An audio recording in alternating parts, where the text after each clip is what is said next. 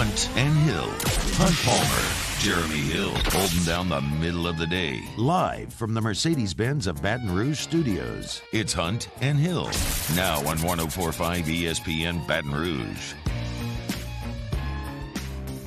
Welcome in, 104.5 ESPN Baton Rouge from the Mercedes-Benz of Baton Rouge studios. I am Hunt Palmer with you for the next 2 hours.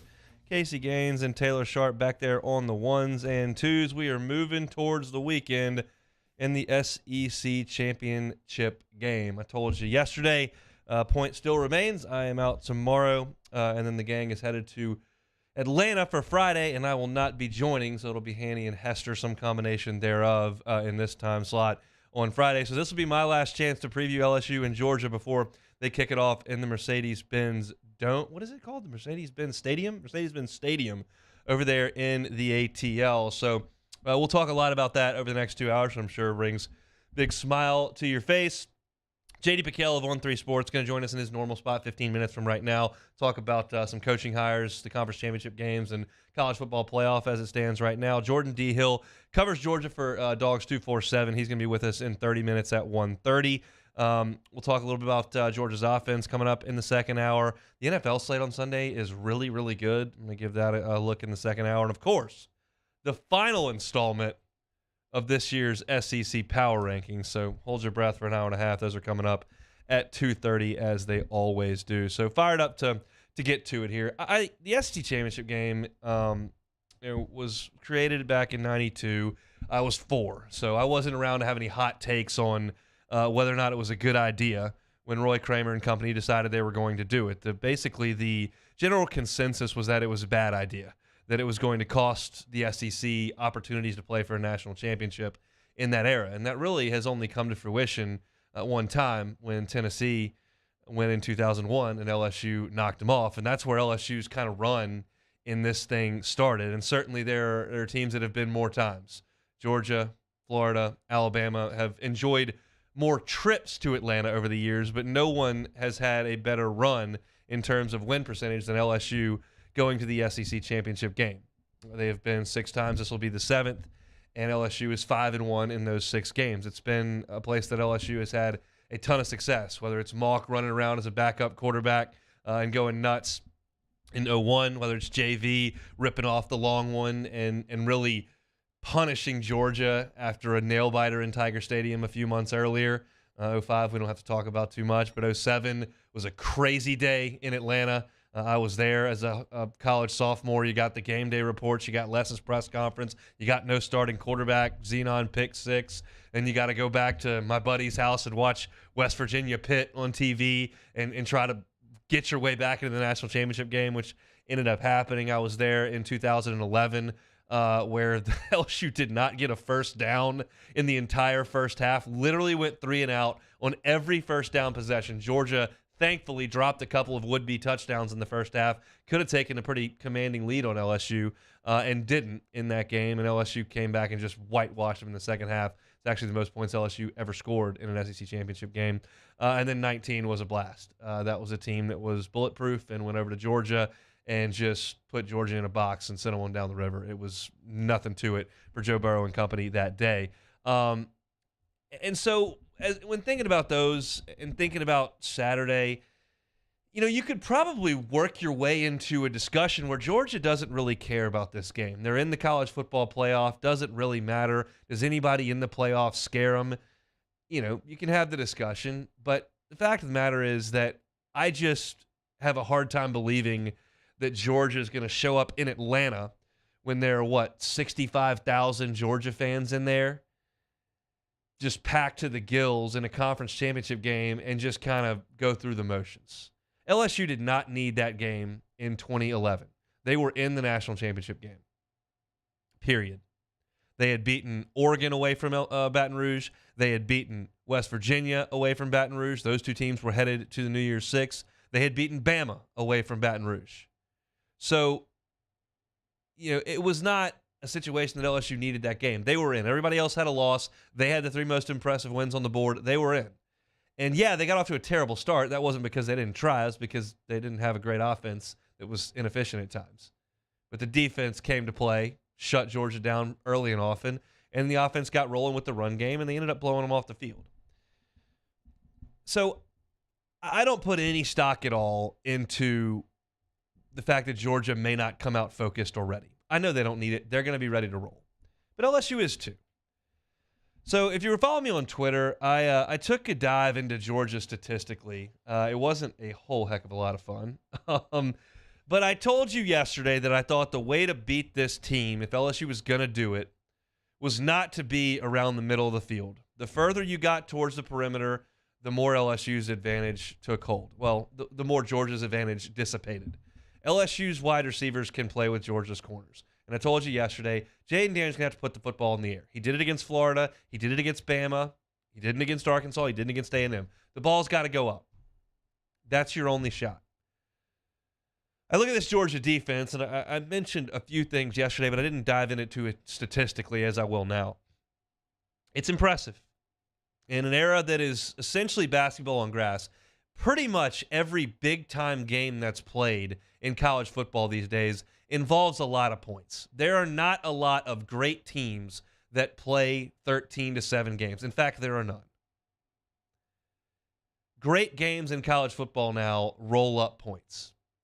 But Georgia in this era still plays good defense. They're number one in the nation in scoring defense at 11.3 points per game. They're number one in the nation in rush defense at 79 yards per game. They're number one in the nation in red zone scoring defense in terms of percentage of the time you score.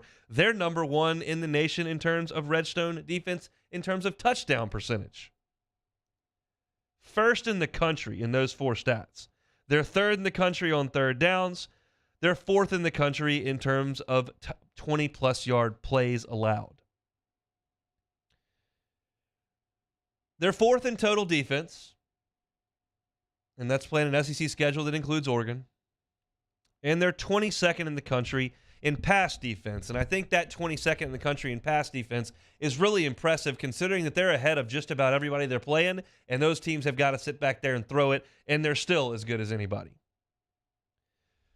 The one area, when you look at Georgia and you watch tape and you look at the statistics, they don't do a ton of blitzing, and they don't get home for sacks as much as you would think.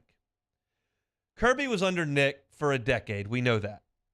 We know enough about Nick from his time here and then obviously playing against Bama. He loves to dial up blitzes and bring pressure. So you would think Kirby would fall right out of that tree, and certainly Georgia brings pressure at times, and they certainly sack the quarterback at times, and they play great defense. But statistically, they're 91st in the country in sacks. And just to the point that Georgia's pass defense is so impressive to me, it's 22nd in the country when everybody's got to throw at them. That 91st in the country in sacks, which is just 1.8 per game, is not that impressive when you consider how often teams are passing. And every game's different. Sometimes you get up big and you're just sitting back and keeping everything in front of you. So you're not going to go after sacks. But for the most part, I would expect Georgia to be better than 91st in the country in sacks. They're 68th in tackles for loss. So when you put all this together and you realize that nobody can run on them, their pass defense is really impressive, but they don't make a lot of plays behind the line of scrimmage, it all kind of comes into focus just how impressive this coaching job is for Kirby Smart and that defense. They basically say, here we are, we're staying right here, and you won't cut us up. You want to run it? We'll hold the line of scrimmage and make the tackle right there for 1 or 2 yards. You want to pass it? You might complete it for 3 yards or 5 yards. We're not giving you 20. We're not giving you big plays. We're not taking chances because we don't think that you're going to be able to come get us if we're all set right here. I'm oversimplifying it, obviously, and I've told you a million times. I can't sit here and draw up plays and tell you how, but I can look at 12 games worth of statistics and go, they don't make any plays behind the line of scrimmage, but nobody goes forward on them, and they don't score any points. So that's the point. And this matchup, to me, when you bring it around and talk about LSU, makes me nervous. LSU wants to get Jaden Daniels making a big play. because you're a little bit out of position. You rush too far up the field. He squirts out of a pocket and gets you 10 or 12 or 25. LSU wants to hit a big play with their wide receivers down the field. What this sounds like to me is a bunch of what we've seen a lot of from Jaden Daniels. You've watched every LSU game, if you're listening to this theoretically, what is the favorite route LSU throws? 5-yard stop. 5-yard stop. Georgia lets you do that all day because you're going to run it one of the two downs, and they're not going to let you get any yards, and then you run a 5-yard stop, and you got 3rd and 5, and they're the best third down defense, the third best third down defense in the conference, in the country. Third best third down defense in the country. Hard to say, but that's what it feels like. LSU won't be able to get a push running the ball. They'll run those 5-yard hitches they're comfortable with. Jaden will try to sit back there and wait for somebody to come wide open, which Georgia doesn't really allow. And then they'll have a spy or some freak athletic linebacker that'll go get you. Now, the one exception to some of these statistics in terms of the tackles in the backfield is Jalen Carter. You probably know that name on Georgia's defense if you know one. Jalen Carter missed some time this year. But since he's come back in the last 5 games, he's got 20 tackles, 4.5 for losses, and 2 sacks. So again, that's not like Will Anderson nuts numbers from last year, but you get the picture. He helps them in terms of making plays behind the line of scrimmage. They're missing Nolan Smith, who's a big piece to that linebacking core. He's been out since the Florida game. Keely Ringo had the interception that sealed the national championship game. Also had a really big one against Kentucky in the end zone last week. But when I look at this, man, the most predictable outcome is not very positive for LSU on this side of the football, because Georgia's just so disciplined. And LSU kind of wants you to be undisciplined and let Jaden Daniels kind of work. All the more reason for me to say, hey, you're going to have to try to run it a little bit, maybe use the quarterback in that way, but you're going to have to take some shots and take some chances. Because trying to dink it and dunk it down the field against this defense, I just don't know how effective that's going to be. I'd rather go out there with that game plan and give myself a chance, and we'll talk about Georgia's offense at the top of the next hour. JD Pichell is coming up, and then Jordan D. Hill is going to talk about the Dogs at 1:30. So we're going a lot of LSU Georgia here, but in terms of my thoughts coming up at the top of hour 2, I want to put a little pressure on Georgia to try to throw the ball. You're not going to do that if you don't put some points on the board and put a little pressure on them. And Kirby has shown he's very comfortable. If he thinks his defense has you in a stranglehold, he's going to sit on it. Kentucky was not going to score on Georgia. So Georgia scored 16 points. When Kirby knows he can choke you out because you're dinking and dunking and running into the line of scrimmage, he's not going to take any chances throwing the football. LSU needs that to happen on Saturday. Dogs are 30-1 over the last 31. Any way you find a victory is a little bit difficult. Last year it took the Heisman Trophy winner throwing for 430. So I don't think that's necessarily in the game plan for LSU. You got to find a way. But, man, looking at this Georgia team statistically, it's not a bunch of fun. But we'll see. That's why they play the game. I looked at A&M statistics last week, and they made me laugh continuously.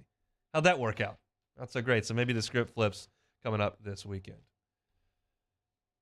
Want to remind you, congratulations, Joseph Corson of Baton Rouge. Joseph's our Week 13 winner in the 2022 Twin Peaks College Football Pick'em Contest. He wins $50 in Twin Peaks gift cards. Thanks to everybody for participating in the 2022 Twin Peaks College Football Pick'em. Twin Peaks and 104.5 ESPN, Baton Rouge. We'll come back with JD Pichell next on Hunt and Hill.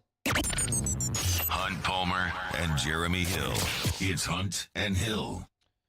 Start NFL Week 13 all right with a no-sweat same-game parlay from FanDuel, America's #1 sportsbook. Doesn't matter if you're new to FanDuel or already have an account. You'll get free bets back if your Thursday night same-game parlay doesn't hit. NFL same-game parlays are the perfect way to combine your bets for a chance at a bigger payday. Build your own or choose from one of the popular same-game parlays pre-built for you in FanDuel's top-rated sportsbook app. However you want to play, you can bet the NFL on Thursday night with a no-sweat same-game parlay. Just sign up with the promo code 1045ESPN if you don't already have an account. If you already have FanDuel, you're all set. Just sign in and see what you've got. Make every moment more with FanDuel, an official sports betting partner of the NFL. Must be 21 and present in Louisiana. 3+ legs. Minimum $1 bet required. Refund issues non-withdrawable free bets. Expires 7 days after receipt. Max free bet $5. Restrictions apply. See terms at sportsbook.fanduel.com. If you're someone who has a gambling problem, wants help, call 1-877-770-STOP. Our listeners fire off their opinions on the jimsfirearms.net hotline at 499-1045. Keep listening for your next chance to shoot us your thoughts with the jimsfirearms.net hotline on 1045 ESPN Baton Rouge. This summer, meet Acura's heroes of performance.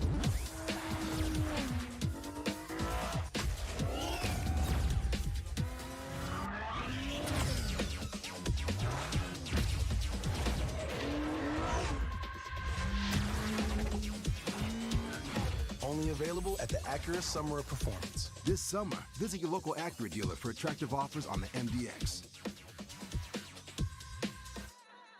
Gulf Coast Office Products is a nationally recognized Savin office equipment dealer based right here in Louisiana. Over 100 employees strong, Gulf Coast has the boots on the ground to support all vertical markets, from education, engineering, legal, and finance. With the latest in office technology, from desktop to production segment units, Gulf Coast and Savin have the perfect fit for you. Call 225-756-2644. That's 756-2644 for Gulf Coast Office Products.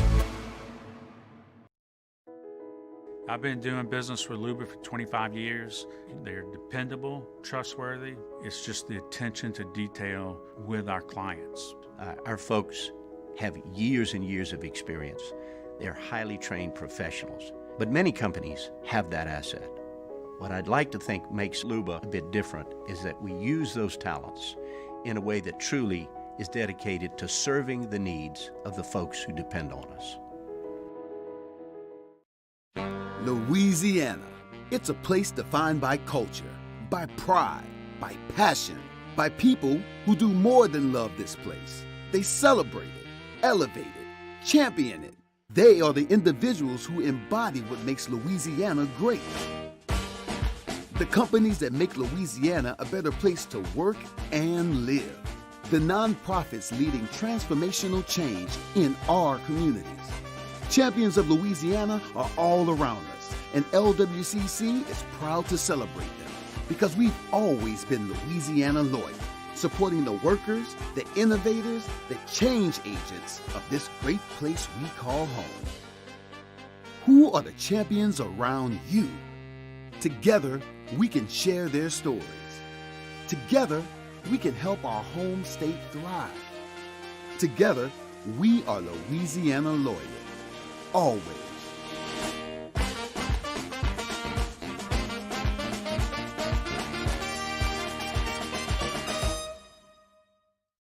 ServiceMaster Elite create clean, disinfected work environments. As a local business, we take pride in serving the New Orleans and Baton Rouge areas.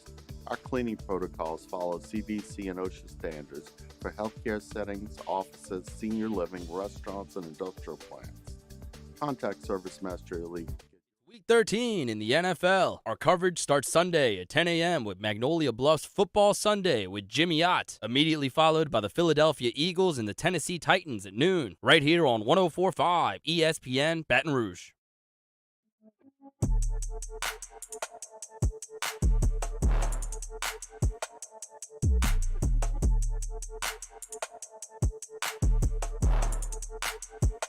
Hunt and Hill, 104.5 ESPN Baton Rouge.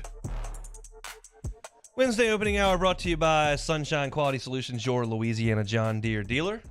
Time of the week, we always take our attention to JD Pichell on 3 Sports. He joins us on the Jim's Firearms Hotline. JD, how we doing?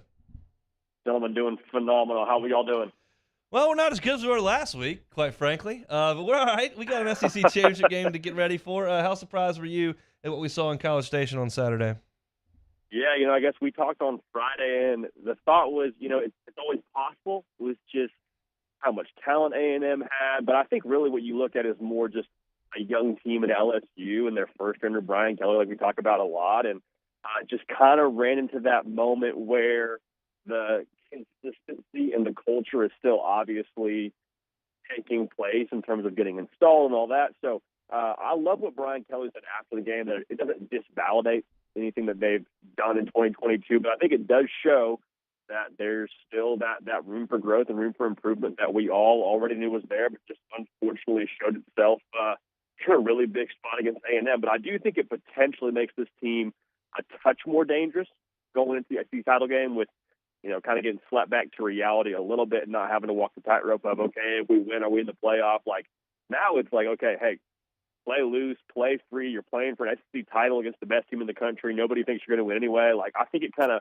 re-energizes and maybe, gives them back some of that hunger that we saw them play with early in the year that served them so well. What kind of shot do you give LSU on Saturday? I think they'll cover. If that tells you anything, I think they'll cover. I really am interested to see what we get from young Harold Perkins, because that's kind of been the game changer for them on multiple occasions. So I think that, and then also what can LSU do elongating drives? They've been really good this year on third down. That's going to have to continue. And then in turn, kind of forcing some longer down and distance for Georgia. I mean, the games that we've seen LSU play so well in against these top 10 teams in Ole Miss and Alabama, Ole Miss and Alabama. I mean, they've forced some high volume attempts from those quarterbacks. Like Jackson Dart had 34 attempts, Bryce Young 51 attempts. And so what that tells me is, okay, LSU's doing a phenomenal job on first and second down and forcing these quarterbacks in situations where it's obvious passing down, an obvious passing situation. That'll kind of have to be the game plan from LSU. And then, like I said, offensively, keeping Brock Bowers and Denton Bennett and all those guys watching a lot of this game as opposed to being out there and scoring points of their own. So obviously, first half will be crucial. Got to start fast, but I definitely give them a puncher's chance. Like I said, I give them a better shot this week after what happened last Saturday than I would have if they had won that game and won it by a close margin like we saw against Arkansas. Georgia's been so good for 2 years now. We kind of notice when they're not playing elite level football. We notice in Columbia, Missouri when things are a little sleepy. We noticed the Kent State game where it didn't look like it was supposed to. Kentucky wasn't phenomenal, and then Georgia Tech in the first half last week. Is there anything that you've noticed when Georgia wasn't all the way down full throttle as to why things look the way they do? I think some of it is they do have a lot of new guys on that side of the ball defensively, like 8 new starters that are still kind of figuring out what it means to be a starter week in and week out at Georgia. We've seen that in the more sleepy spots. The reason why I wouldn't expect that this week is whenever there's a big stage, whenever it's winning time for Georgia, Kirby Smart has that program ready to roll. And so for that reason, I would be a little bit nervous this week with just the stage being so big for LSU and for the SEC title game. And also Georgia's hungry. I mean, Georgia lost this game a season ago, and they don't have the SEC title belt. And I promise you, it's something that they're looking to get back in Athens. So in terms of stuff that we notice when they're not playing phenomenal, I think it goes back to that run game. Like whenever they're not running the ball effectively, it just changes the way that Stetson Bennett plays and changes the whole approach from a defense. And he's talked about it before. So I think that's probably the biggest thing is, can they get something going on the ground early to kind of set the table offensively? But Kirby Smart and that program reset better than anybody in the country. And so I'm excited to watch it. I think it'll be a really good test for LSU and a great litmus test to see how far they are along as a program and responding to a tough loss. Let's go out west, USC and Utah for the Pac-12 championship game. If USC wins, they're in the playoff. What do you think? I love it. I mean, people in Los Angeles will tell you they feel like they should have won this game the first time around.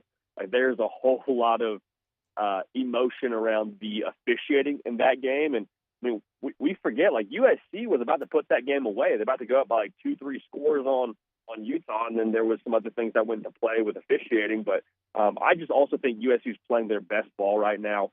I think they've really hit their stride as a team, and I'm excited to watch this one, though, because remember, Dalton Kincaid is a tight end for Utah that just put up, like, road to glory numbers. Last time they played, like, had 200 yards, 16 receptions. Like, they had no answer for him. And so if that's the same, approach or the same kind of gameplay that shakes out for USC this time around, like, it doesn't matter how many they score because Utah is going to be able to keep on answering. So having an answer for Kincaid and being able to get a few stops defensively and playing like they did against Notre Dame, I mean, that'll really be the key, because Caleb Williams, best player in college football, and the narrative continues to be if USC gets up on you 10 points, 14 points, like, it's just kind of an avalanche, if I could say. Like, they just kind of get into bury you mode. So I think they're going to be better at that this time around. And on neutral side, I think USC takes care of business. JD Pichell, our guest on 3 Sports, The Hard Count on YouTube. We saw Michigan punch Ohio State in the mouth last year and dominate that football game. Then they lined up against that Georgia defense, and it wasn't quite the same story. Hypothetically, if they were to meet again, do you think this Michigan team is more equipped against this Georgia team than they were last year? I do. I mean, will they get it done if they play them again? I don't know if we're going to go as far to predict that just yet, but the thing I like to think about with this Michigan team, the counterpunch they now have with J.J. McCarthy, who seems to have found his stride after that Ohio State game. And I know he's got receivers running open, but they still made a lot of big plays in the pass game. And the big pass plays are kind of like cockroaches in my mind. Like if you find one, there's probably 2 or 3 around somewhere else. And maybe that's, kind of the crack that makes the damn break for them in the pass game. And I mean, no knock on Cade McNamara. He obviously in the portal.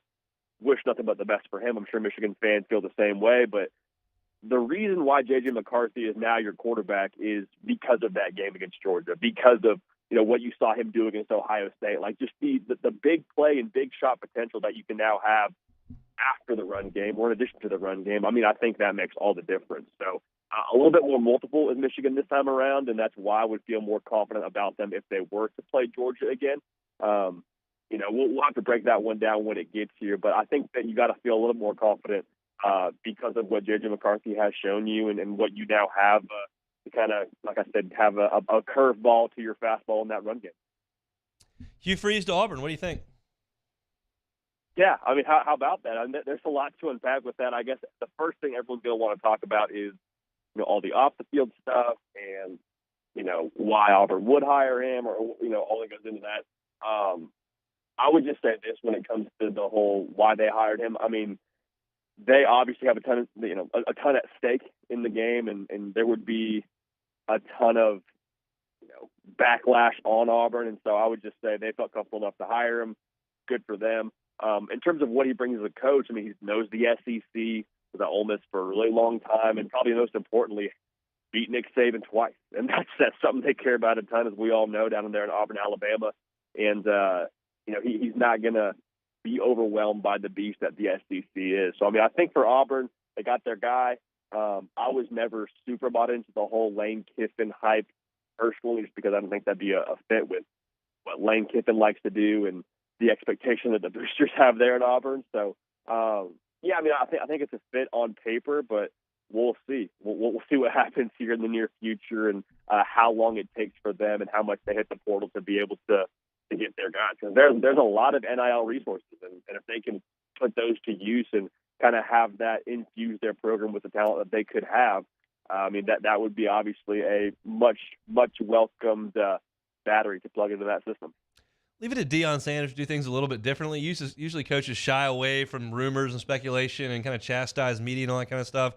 He's basically just been out in front of him like, yeah, I've gotten offers. Yeah, I'm going to be somewhere by Sunday. We got a landing spot for Deion here? I really think it'll be Colorado unless somebody here makes a late push. Power 5 job.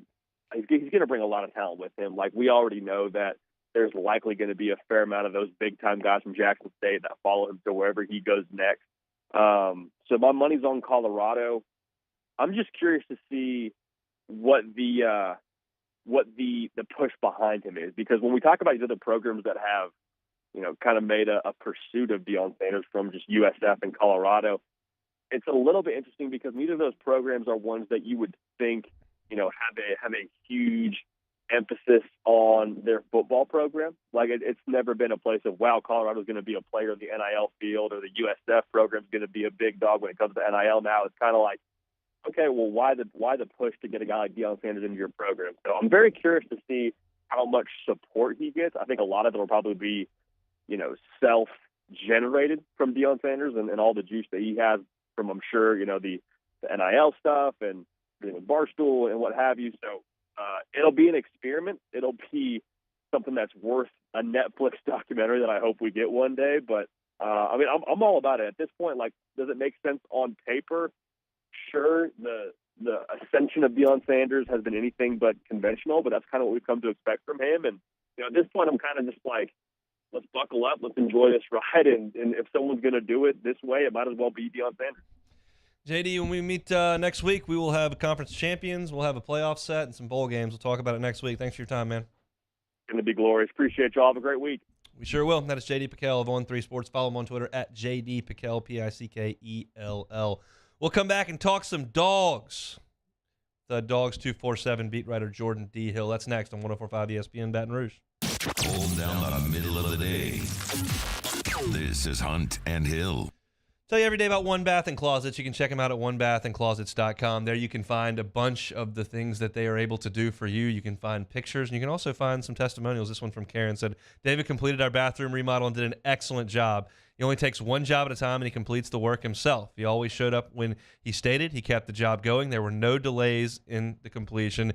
His attention to detail and craftsmanship were excellent, and he got my input every single step of the way to make sure the job turned out as planned. I highly recommend him. 5-star review there from Karen on onebathandclosets.com. That's David Duvall. If you're looking for a new bathroom or some remodel to your bathroom, he can handle that, including tub to shower conversions, and also he can handle your closets. Maybe you don't have enough space, get a licensed contractor in there to create some space. Maybe you do have some space, but you don't know how to effectively use it, and he can put together a more efficient closet for you. And tell him that 104.5 ESPN Baton Rouge sent you to One Bath and Closets, 30% off. 30% off from us here at 104.5 ESPN Baton Rouge. One Bath and Closets. Check out David Duvall and his team. Check out the website, onebathandclosets.com.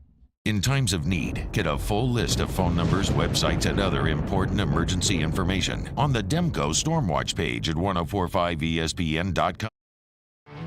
There it is, the extra mile. On the border of expected and extraordinary for those willing to go further. Like vans customized for work or play. With safety and tech to keep you connected. Supported by a 5-star sales, service, and finance team. And backed by the 1-star you know. So go the extra mile. It's never crowded because so few have what it takes to go there. Mercedes-Benz Vans.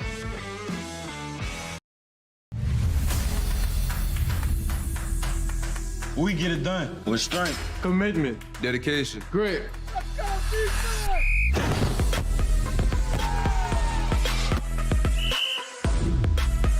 We get it done with passion for our fans and love for our community. We are the Tigers.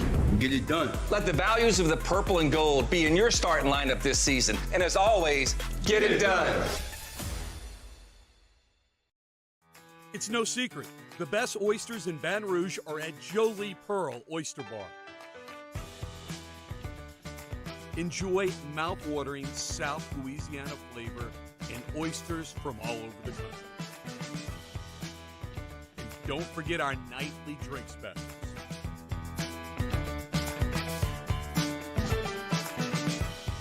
Jolie Pearl Oyster Bar, located in downtown Baton Rouge.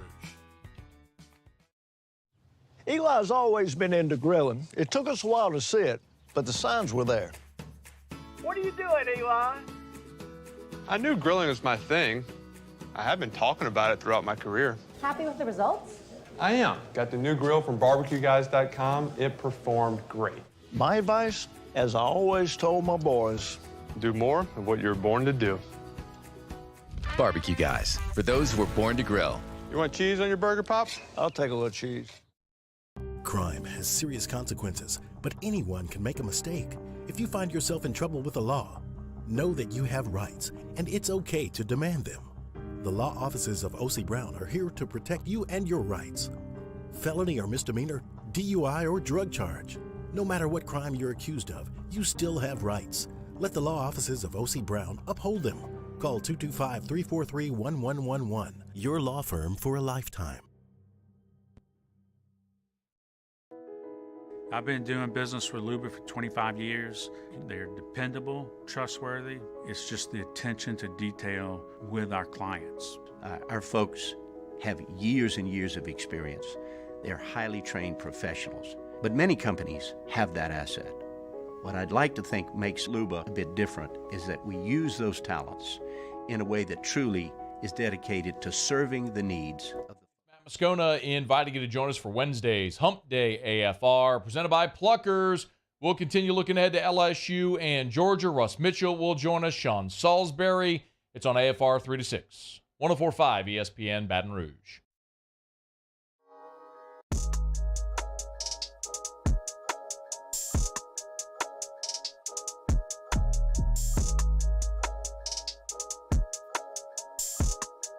Hunt and Hill, 104.5 ESPN Baton Rouge.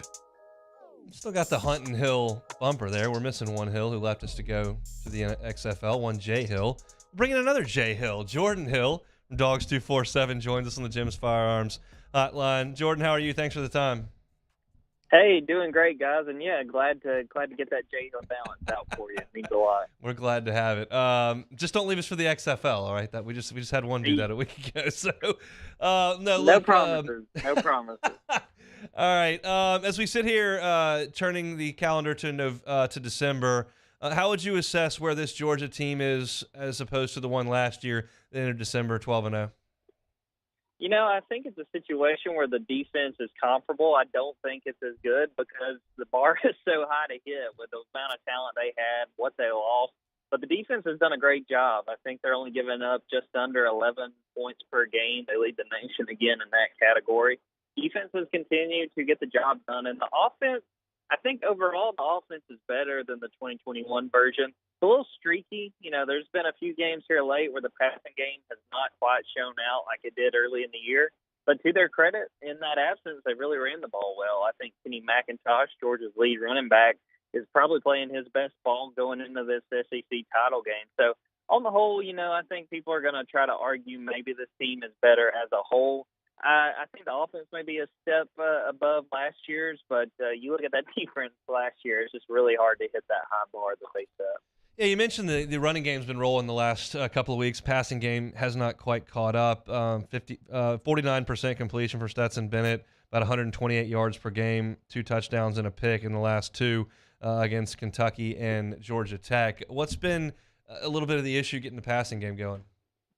You know, I think part of the issue definitely in the Kentucky game was conditions. They dealt with really harsh winds, and I think they decided, look, we're going to buckle it down and just run the ball, and they wound up working really well. I think Kenny McIntosh wound up with about 163 rushing yards and a touchdown. But, you know, in that Tech game, I think it is kind of hard to put your finger on what the issue was. They kind of started slow passing the ball, but to Stetson's credit, I thought he had a much better second half. He hit Kenny McIntosh for an 83-yard game. That's the longest pass he's had all season. It's sort of a weird situation only in these last few games. You win both those games. By the end of the third quarter of both those games, you're in good shape to get those wins, and Georgia ultimately does. But not a lot of style points. But anyone who's watched Kirby Smart over the years, he's not as much concerned with style points. It's all about just getting those wins and moving forward. And I think the offense is a great example of that. And it might not have been the prettiest last couple of games, but they have definitely done enough to get the job done. Let's stick with the offense. I think a lot of people around here will recognize the name Ladd McConkey, one, because that's an interesting name that you would notice. He carries the ball a good bit, catches it a little bit. But the other receivers don't jump off the statistical screen, and I don't recall really seeing them a ton this year. The tight ends are phenomenal. They got a 4-headed running attack here in McConkey, we know. What else on the outside for Georgia? You know, a big question mark coming into this game, and something that I think people should keep an eye on, is they may get their number one wide receiver back. A.D. Mitchell has been banged up since the second game of the season, the first play of that game against Stanford. Played 4 snaps against Auburn, and last week looked really good during pregame. He winds up not really playing very much. He is a guy that I think is set to play a bigger role, and I think that is huge for the Georgia offense because they've done a good job with Ladd McConkey, and a few other receivers have stepped up along the way, Dominic Blaylock, Kyrus Jackson, but they've had trouble at times creating separation. And, you know, I think sometimes Stetson has caught a little bit of heat. That wasn't necessary as far as not being able to create plays just because guys haven't gotten open. And we don't know yet for sure if AD will be able to play, but if he is able to get out there and even play 15, 20 snaps, I think that could be a huge deal for a Georgia offense that, you know, credit to Todd Monken, credit to Stetson Bennett and the other guys on that offense. They made sure that, you know, they didn't miss much of a beat as far as scoring points without AD. But if you get him back, I mean, that's just a huge gain, especially before the postseason gets underway. Jordan D. Hill, our guest on the Jim's Firearm Hotline. He's with Dogs 247. Jordan, looking at all the statistics here, there are a lot that jump off the page defensively for Georgia. Number 1 in the nation in scoring defense, rush defense, third on third downs. You go and on. And then I look up and I go, they're 91st in sacks and 68th in tackles for loss. That's interesting to me. Has there been at times a lack of a pass rush? And it obviously doesn't hurt them in terms of giving up yards and points. Oh, absolutely. I mean, there were concerns early in the year. I think at one point, maybe through 8 games, they had 7 sacks. And to Kirby's credit, he talked about what I think is a fair point is that sacks aren't necessarily the be-all, end-all. They want to affect quarterbacks, make them make a bad decision where, you force a quarterback to throw a ball that gets picked. You would rather have that than a sack. But they kind of brought it up, and had some really hot play against Tennessee and Florida as far as getting those sacks and creating that pressure. I will say, with sacks and tackles for loss, I do think that it's hurt them losing Nolan Smith, an outside linebacker, a senior who got hurt against Florida. I think that you've noticed that. I think we would see those numbers bumped up a little bit. And to me, when it comes to this postseason, the biggest key on either side of the ball for Georgia is creating that consistent pressure, getting after these quarterbacks, because we know now, even starting on Saturday with Jaden Daniels, that these are really talented quarterbacks Georgia will have to face going forward. They need guys like Michael Williams. They need guys like Jalen Carter. Some of the other guys, Robert Bill, who is one of those outside linebackers tasked with playing more without Nolan. They've got to be able to get after these quarterbacks. And if they don't necessarily bring them to the ground, they have to affect them, or otherwise it could be some long afternoons. Jordan, what's your sense on motivation for this Georgia team in this game specifically? Obviously, everybody knows even if they lost it, they'd very likely be right there in the middle of the playoffs. I think something that kind of gets overlooked, and I think it's easy to do, is the fact that Georgia hasn't won this game in a while. Yeah. Georgia has not won the SEC title since 2017. Played Alabama twice in it and lost to that LSU team in 2019. I do think there's motivation. The only guys that are still on this team that were on the 2017 team were Stetson Bennett, Robert Bill, Nolan Smith. Those were all younger guys that didn't play roles on this team. They were red shirts and not factoring into the mix. A lot of these guys that have meant so much to Georgia, they want to add an SEC championship to their collection. And we talked to some of those guys this week, Ladd McConkey, Zion Logue, some of those players who understand that they've kind of been missing. It's sort of the missing gem for Georgia at this point. And Kirby talked about how hard it is to win SEC championships. And I think that message has really echoed through the program. They want to add that to their collection and say that they were, in fact, the best in the SEC. Jordan, we appreciate your time. We'll talk again on Saturday. Absolutely. Appreciate you guys. He is Jordan D. Hill, Dogs 247 beat writer. I really believe that. I think there is absolutely something to non-conference games at 11 in the morning in the heat of September, or stepping out against UAB in the rain and cold. Like, there is something to that energy level. But I said it last week in the Texas A&M game. I thought A&M would come out in a full stadium, fired up and ready to go against a top 5 team. They were. I think anyone who tries to carve out the narrative that, hey, Georgia doesn't really need this one, it's a full NFL stadium with LSU across the sideline to play for an SEC championship. If you don't think these 20-year-old kids are going to have their juices going, ready to roll, I just disagree. I don't know a single player on the Georgia team, but I just have a feeling they're going to come out ready to roll. That doesn't mean LSU has no chance to win the game. It just means that just trying to be a fan and saying, hey, Georgia doesn't really need this one. So I think LSU's probably got the edge in terms of intensity. I think that's probably a little bit of a stretch. I think that Georgia will be locked in, ready to roll. Jordan's going to join me on the pregame show from inside Mercedes-Benz Stadium over on the LSU Sports Radio Network. Very much looking forward to that. And looking forward to Saturday.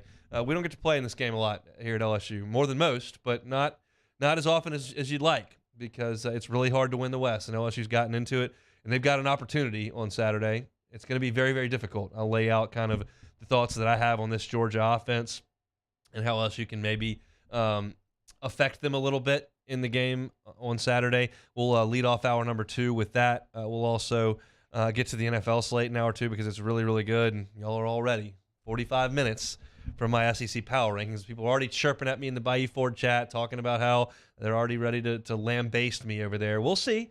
We'll see what you think about the power rankings. Look, I'm the authority of the SEC here. I call the shots. They're always right?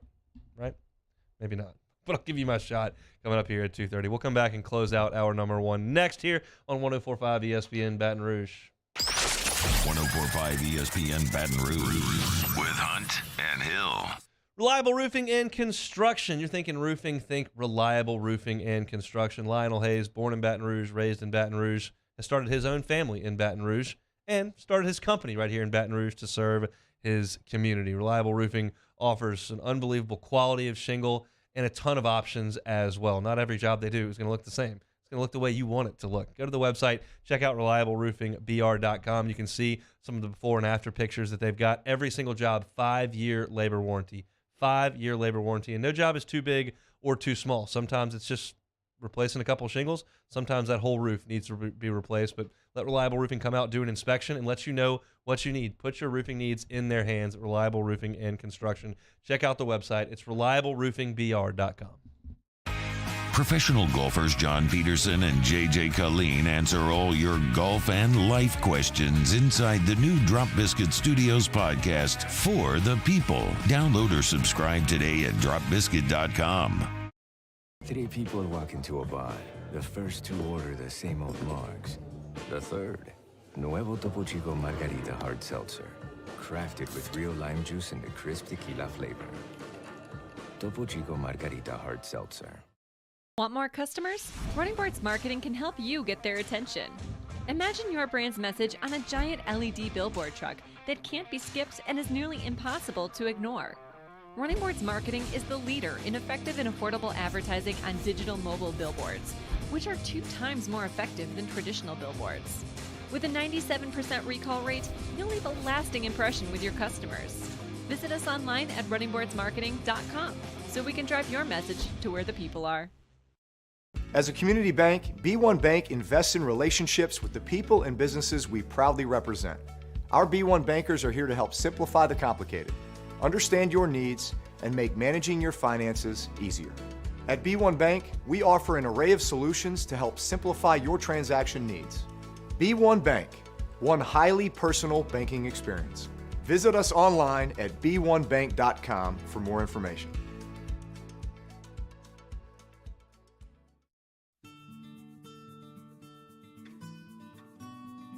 This is a house call. This is a follow-up appointment. This is a diabetes checkup. This isn't just more convenient care, it's more advanced care. This is innovating healthcare at Louisiana's #1 hospital, Ochsner.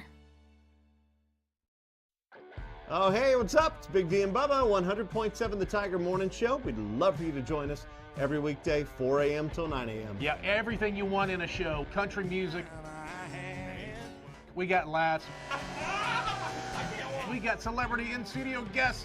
We just need you. Join us every weekday morning, 4 a.m. to 9 a.m., right where it all started. That's right. Louisiana's country station, 100.7 The Tiger.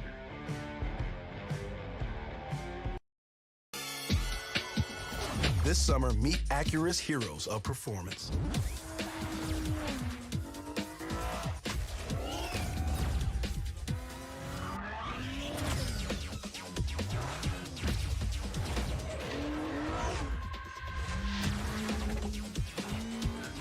Only available at the Acura Summer of Performance. This summer, visit your local Acura dealer for attractive offers on the MDX.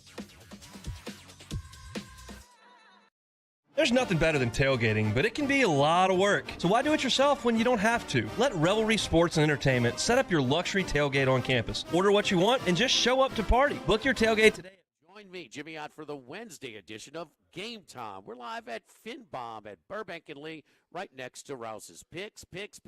Got a ton of them for you for this week's Conference Championship weekend on 104.5 ESPN Baton Rouge.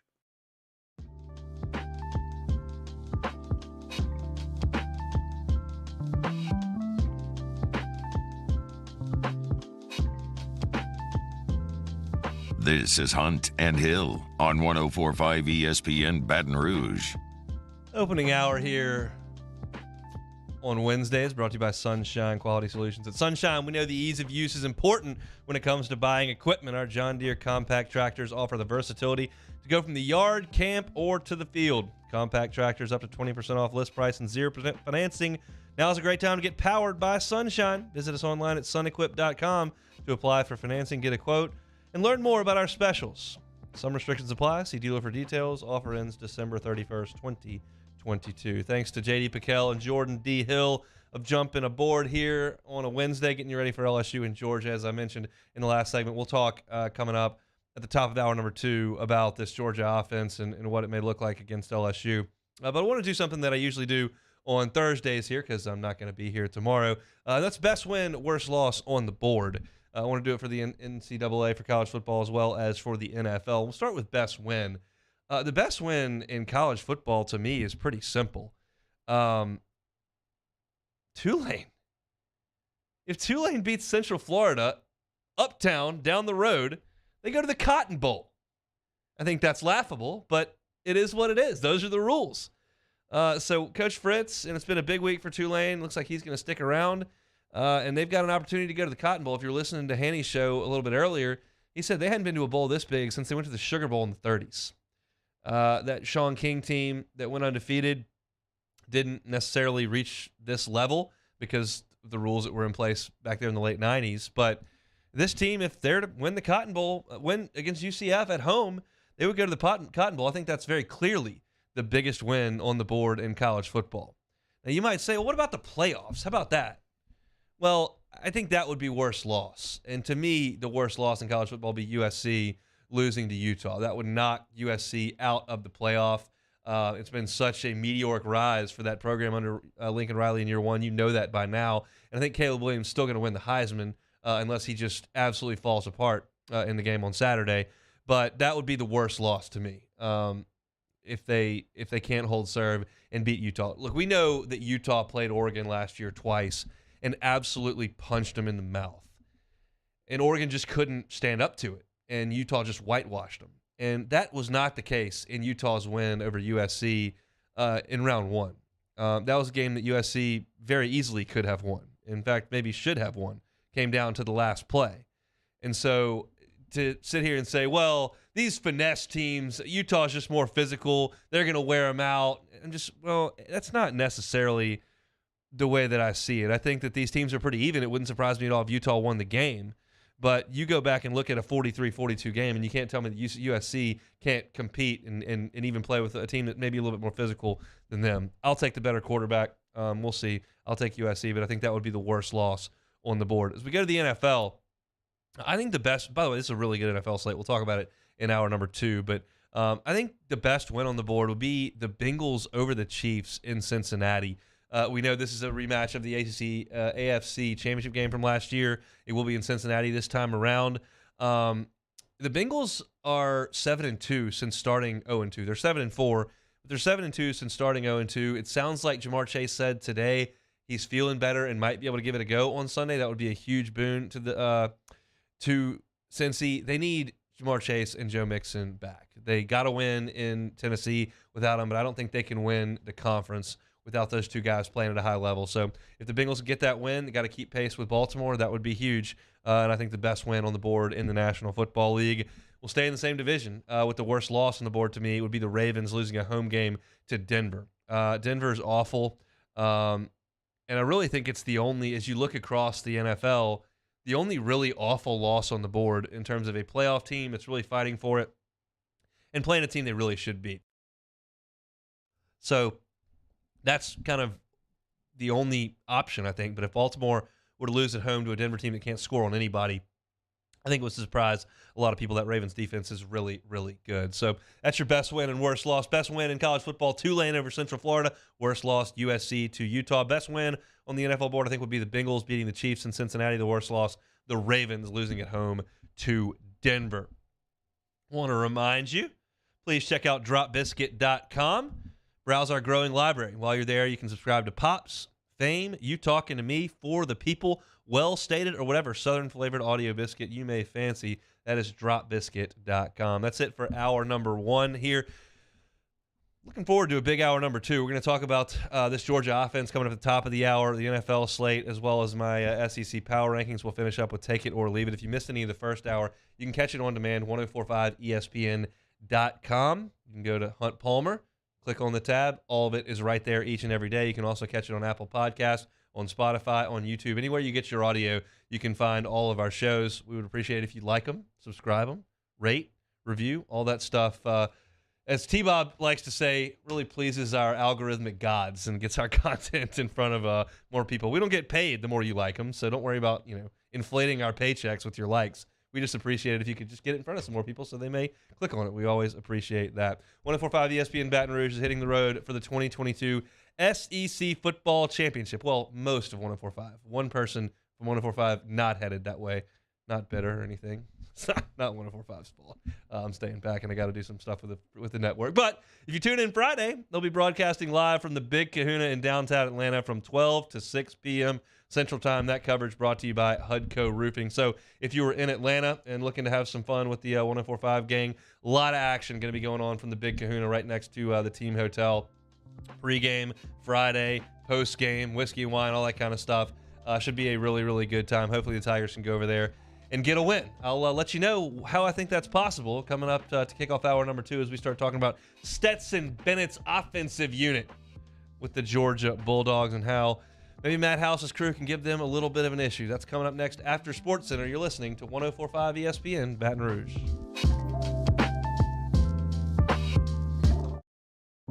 My dad just really enjoyed his life, and he enjoyed smoking cigars and thought he was invincible. My stepdad quit smoking, and he really felt like he was in the clear. Sorry. I wish they would have been screened annually. It's not just you affect, it's your entire family. For more information on Ochsner's free smoking cessation program and to see if you qualify for early lung screenings, visit ochsner.org/quit. Gulf Coast Office Products is a nationally recognized Savin office equipment dealer based right here in Louisiana. Over 100 employees strong, Gulf Coast has the boots on the ground to support all vertical markets from education, engineering, legal, and finance. With the latest in office technology from desktop to production segment units, Gulf Coast and Savin have the perfect fit for you. Call 225-756-2644. That's 756-2644 for Gulf Coast Office Products. I've been doing business with Luba for 25 years. They're dependable, trustworthy. It's just the attention to detail with our clients. Our folks have years and years of experience. They're highly trained professionals, but many companies have that asset. What I'd like to think makes Luba a bit different is that we use those talents in a way that truly is dedicated to serving the needs of the folks who depend on us. Louisiana. It's a place defined by culture, by pride, by passion, by people who do more than love this place. They celebrate it, elevate it, champion it. They are the individuals who embody what makes Louisiana great. The companies that make Louisiana a better place to work and live. The nonprofits leading transformational change in our communities.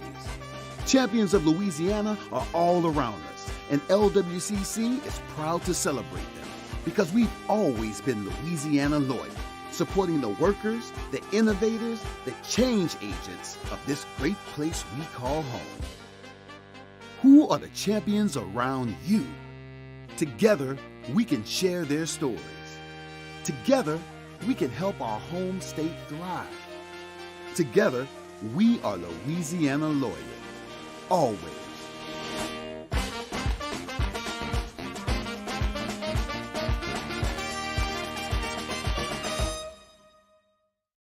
ServiceMaster Elite create clean, disinfected work environments. As a local business, we take pride in serving the New Orleans and Baton Rouge areas. Our cleaning protocols follow CDC and OSHA standards for healthcare settings, offices, senior living, restaurants, and industrial plants. Contact ServiceMaster Elite to get your operation ready for reopening with germ disinfection cleaning.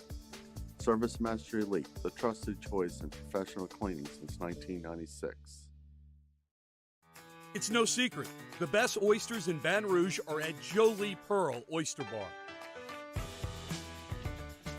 Enjoy mouth-watering South Louisiana flavor and oysters from all over the country. And don't forget our nightly drink specials.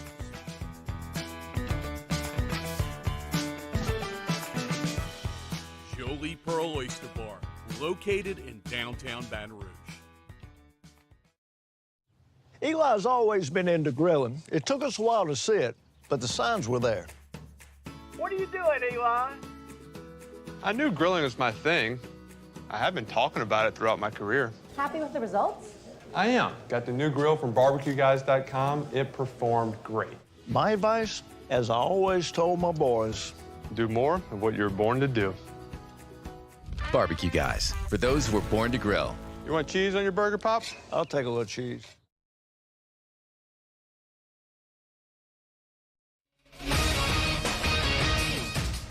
I'm Christine Lisi. Penguins defenseman Chris Letang is out indefinitely after suffering a stroke on Monday. He's not experiencing any lasting effects. It's not believed the stroke is career-threatening. This is the second stroke the 35-year-old has suffered in his NHL career.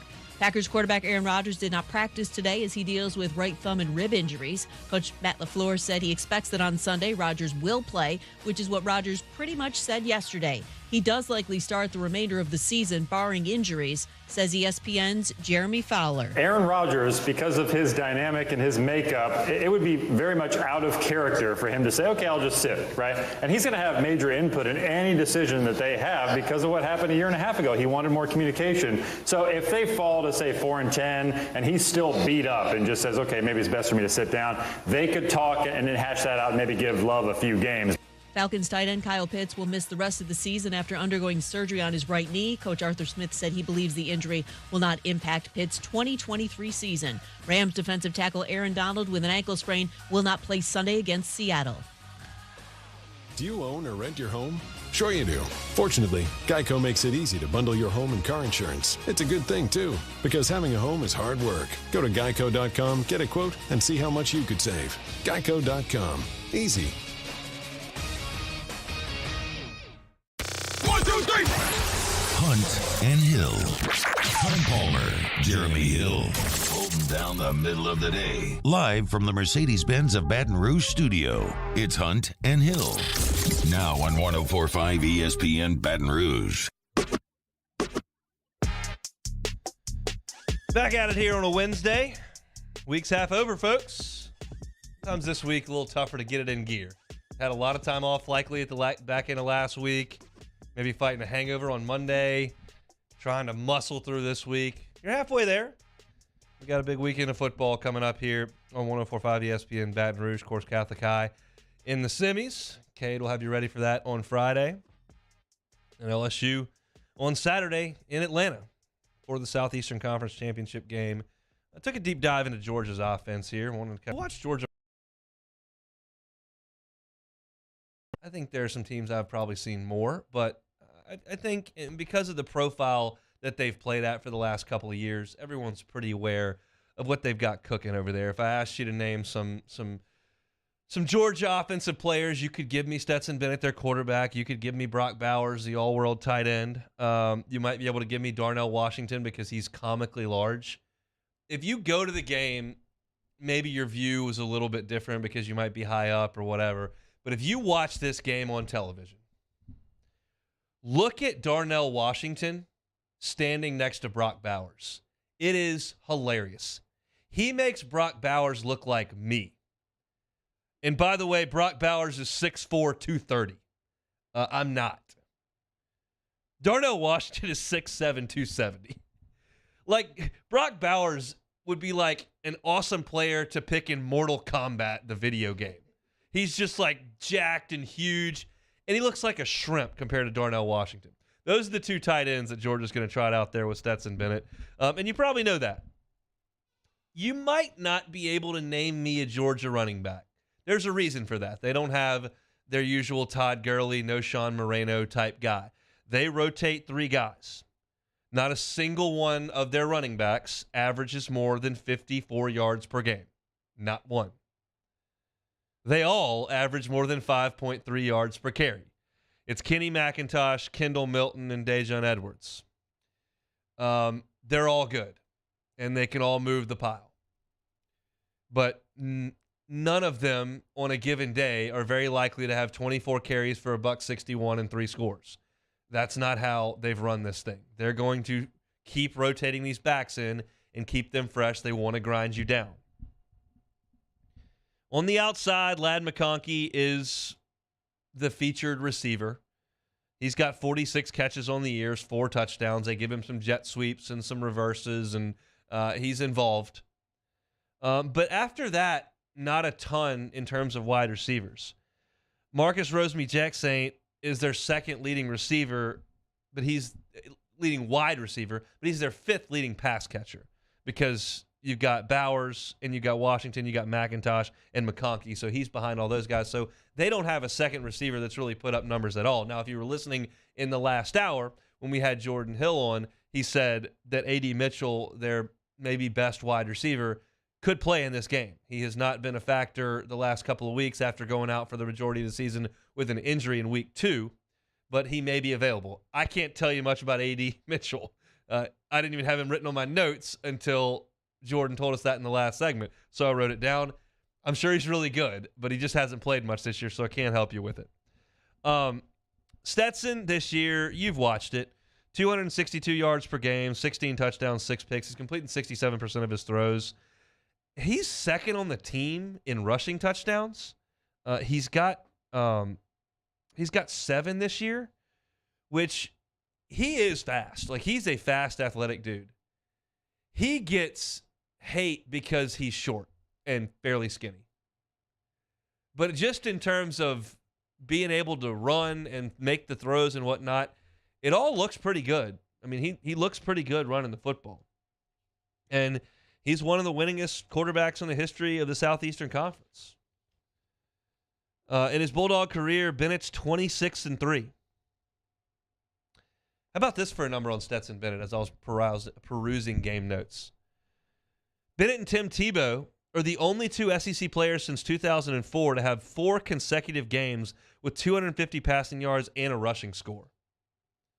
That's pretty good company, Tebow. And you don't think of Stetson Bennett necessarily when it comes, or at least I don't, as a guy who is going to light you up on the ground. He had a 64-yard touchdown run earlier this year, and he's not going to light you up on the ground, but he's very capable, and he can annoy you by moving around back there, creating some time. Maybe he picks up the first down. Maybe he takes off and runs. Not totally unlike Joe in college. Y'all remember the plays Joe made against Georgia, against Oklahoma, where he's running around. He had the 2 crazy ones against Georgia. The first touchdown where he backed up and made time, and Georgia wasn't going to come get him. And he made time, and finally threw it in the end zone and got chased for a touchdown. Then the play where they come around the edge and they think they have him sacked 3 times, and he throws it to Jefferson for like 65. And I'm not saying Stetson's going to do that a bunch, but he is quick, he is mobile, he is agile. What's interesting with Stetson Bennett the last 2 weeks, and if you caught the Open Charlie show, he mentioned this, he hasn't thrown the ball very much or very well the last 2 weeks. Against Kentucky and Georgia Tech, he's only completed 49% of his throws, 23 of 47, for 128 yards per game, 2 touchdowns and a pick. Now, if you listen to Jordan's interview in the first hour, he said, yeah, the weather conditions were pretty crummy at Kentucky. I'm thinking they probably won't be too crummy inside Mercedes-Benz Stadium on Saturday. But they were fine against Georgia Tech, and it was a fairly close game, and Georgia just kind of leaned on that running game. And that's what gives me some pause, because I spent all last week telling you that LSU had really done a nice job on running backs. And really, there are a lot of games where they did. But they didn't against Tennessee. Judkins' numbers were pretty good, even though last week I was telling you, they did keep in check in the second half, and they did. But he got his 128 and 2 scores. But A&M and Devon Achane, made me nervous. I mean, he just gashed LSU from start to finish. They had 2 3-and-outs, and other than those 2 possessions, it was a free-for-all for A&M. And George is a lot better than that at running the football. A lot better. And they have really gotten it cooking the last 2 weeks on the ground. But they run for over 200 far more than they don't. And it's McIntosh, and it's McIntosh, and it's McIntosh. And they take him out. There goes Milton. There goes Milton again. And McIntosh comes, and they just keep him fresh and keep him cycling. And this offense for Georgia is far more like a tugboat than it is like the Tua Tagovailoa offenses at Tuscaloosa that were like a drag racing car. I mean, you remember those Bama teams? The first drive, they scored in 3 plays every time. Auburn, Arkansas, South Carolina, A&M, whatever, right down the field. Boom. Waddle, Ruggs, Judy, all this. It was just a free-for-all. Smith. This is not like that. This is a snowplow. It's a tugboat. It's just moving forward, not making too many mistakes, not all that flashy, not as many big plays, just boom, boom, boom, boom. And then you look up, and the statistics are rock solid, if not spectacular. Their scoring offense is 12th in the country, 38.3 points per game. Their rushing offense is 23rd. Their passing offense is 18th in the country in this era. That interested me, that they were statistically better passing in terms of yards per game than they were rushing. Because you think of them being ahead and grinding you out and running the football, and they do that, but they pass it as well. They're 8th in the country in total offense. They're 5th on third downs. They've got the best red zone offense in terms of scoring points. 97% of the time they score points. However, and here's the stat that I'll try to cling to here because it would lean in LSU's favor. Red zone touchdown percentage. Georgia is 48th in the country, just 65%. LSU is 7th in the country in defense in the red zone in terms of touchdowns allowed. LSU's done a really good job of forcing field goals when the field shrinks. Georgia's had to settle for some field goals. At least when you're talking about an offense that ranks 1st, 5th, 8th, 18th, 12th, 23rd, top 20 and all this stuff, 48th, hey, maybe that's a chink in the armor. So to expect LSU to line up Jaquelin Roy, Jacobian Gilly, B.J. Ojolari, Micah Baskerville, Ollie Gay, Phillip Webb, Harold Perk, but if you can force a field goal here or there, hang around. Because that's really what this is about. This is not going to be a situation where LSU goes out there, shocks them, hits some huge plays, forces 3 turnovers, and gets up 21-0 and coasts it out. Like, if LSU's going to win this game, they're going to have to keep it close in the fourth quarter and make a play. Same thing that happened against Alabama. And they've been good in the second half. Maybe they will, but this Georgia offense is efficient, it is balanced, it is veteran, and it has been very effective this year. I think the one statistic you could look at would say LSU, hey, man, maybe we can stop them in the red zone, force some field goals, we score a couple touchdowns. But what you'd really like to do is force Stetson Bennett to make plays late in the game. It's a lot more comfortable to hand it off to McIntosh and Milton and Edwards than it is to drop back and try to fit the ball in windows because you have to. He's been good all year, but he has thrown 6 picks. He made great plays in the national championship game. The lights won't be too bright for him, but I'd much rather him sit there and try to beat me than just be able to turn around and hand it off like A&M did the entire game last week. Plus, if you let Bennett have to drop back, then they got to deal with Perkins and Ojolari. I'll take my chances. So as I look through and dig through stats, again, as I tweeted out and I said at the top of the show, none of it looks particularly appetizing if you're an LSU fan. But your hope is that you can force them into some field goals, and that'll be the plan for the Tigers on Saturday. So that's your look at this Georgia Bulldog offense. My SEC Power Rankings coming up in 15 minutes. When we come back, I don't do this often, but since we're not going to be here on Thursday and Friday, I do want to take a look at the Sunday viewing here in the NFL because there are a lot of games that matter to a lot of teams with high-level teams in them. I'll get to some of those next on 104.5 ESPN Baton Rouge. Hunt Palmer and Jeremy Hill. It's Hunt and Hill. Our listeners fire off their opinions on the jimsfirearms.net hotline at 499-1045. Keep listening for your next chance to shoot us your thoughts with the jimsfirearms.net hotline on 104.5 ESPN Baton Rouge. My dad just really enjoyed his life, and he enjoyed smoking cigars and thought he was invincible. My stepdad quit smoking, and he really felt like he was in the clear. Sorry. I wish they would have been screened annually. It's not just you affect, it's your entire family. For more information on Ochsner's free smoking cessation program and to see if you qualify for early lung screenings, visit ochsner.org/quit. Follow us on Twitter at 1045ESPN to cast your vote in the Citizens Bank and Trust poll of the day. Vote daily inside Off the Bench, anytime. Hunt and Hill. And after further review, Citizens Trust brings you the poll of the day via Twitter at 1045ESPN. All right, let's say ah. Where'd my spotlight go? Super weird, but we can take care of it. Get in and get better at Patient Plus. Crime has serious consequences, but anyone can make a mistake. If you find yourself in trouble with the law, know that you have rights, and it's okay to demand them. The law offices of O.C. Brown are here to protect you and your rights. Felony or misdemeanor, DUI or drug charge. No matter what crime you're accused of, you still have rights. Let the law offices of O.C. Brown uphold them. Call 225-343-1111. Your law firm for a lifetime. I've been doing business with Luba for 25 years. They're dependable, trustworthy. It's just the attention to detail with our clients. Our folks have years and years of experience. They're highly trained professionals. But many companies have that asset.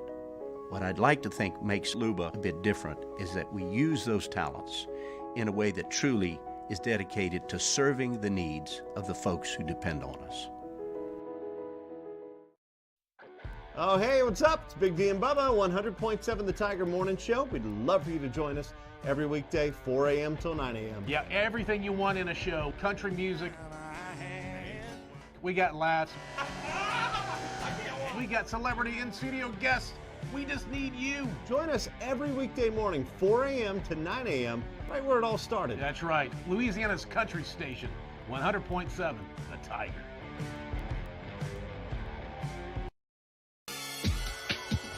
This summer, meet Acura's heroes of performance.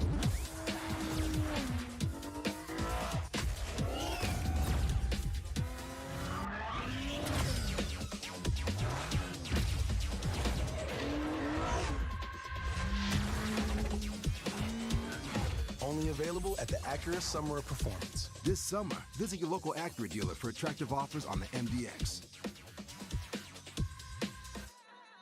Gulf Coast Office Products is a nationally recognized Savin office equipment dealer based right here in Louisiana. Over 100 employees strong, Gulf Coast has the boots on the ground to support all vertical markets from education, engineering, legal, and finance. With the latest in office technology from desktop to production segment units, Gulf Coast and Savin have the perfect fit for you. Call 225-756-2644. That's 756-2644 for Gulf Coast Office Products. ServiceMaster Elite create clean, disinfected work environments. As a local business, we take pride in serving the New Orleans and Baton Rouge areas. Our cleaning protocols follow CDC and OSHA standards for healthcare settings, offices, senior living, restaurants, and industrial plants. Contact ServiceMaster Elite to get your operation ready for reopening with germ disinfection cleaning. On Thursday's OTB, the final day before the crew goes to Atlanta. We'll dive deep on LSU, Georgia. Plus, start to look at the U.S. versus the Netherlands. All footy. Off the bench, 7 to 10 a.m., 104.5 ESPN.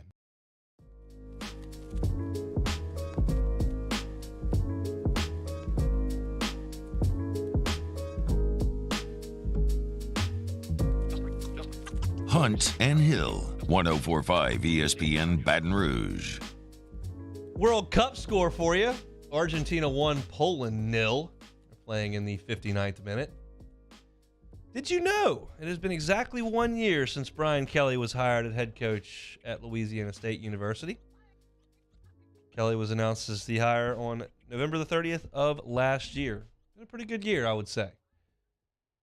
As you've heard probably 800 times to this point, to understand where the program was when you walked off the field in the Texas Bowl to this week. Well, it's in the middle. Wednesday. Wednesday's probably a good day to take a breath and go, you know what? That's been pretty good. Monday, that's tough. You're still got the loss in the rearview mirror. Tuesday, still not feeling great.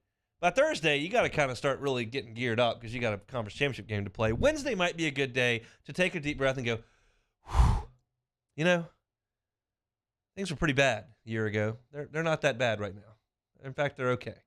I had a meeting this morning with a client that's headed to Atlanta. He'll watch the Tigers in the SC Championship game. I would not have figured that'd be in the cards for us down here in Louisiana, but it sure is. So, Tigers and Georgia. If you missed my recaps of the Georgia defense at the top of the first hour, Georgia offense at the top of the second hour, you can go back and listen to those on demand, 1045ESPN.com, Apple Podcasts, Spotify, YouTube, all that good stuff. All right, SEC Power Rankings coming up in 10 minutes. The last installment, finalized. This is it. But we got to talk about the NFL slate first. Usually on Fridays, I go through the entire tier list, give you the tier 4 games, tier 3, tier 2, tier 1. Every game I'm giving you here would be in the top 2 tiers, and there are a lot of them. Like last week stunk. There was only like 2 games worth talking about. This week, it's really good. So if you're a football nut and you're bummed out because the Saints aren't very good and LSU doesn't have a chance to play for a national championship, but you just like to watch some ball, there's some really good NFL stuff this weekend. It starts on Thursday night with Bills and Patriots. That is an important game. You know New England's in last. They're 6-5, and they're in last place in the AFC East. By the way, their last 3 games of the season are home Cincinnati, home Miami, and at Buffalo. That's no treat. So it would probably behoove them to win a home game on Thursday Night Football against the Bills. That's Thursday night. Then you move to Sunday. Jets and Vikings is good stuff. The Mike White era is upon us for the Jets, who are 7-4. The Vikings are 9-2.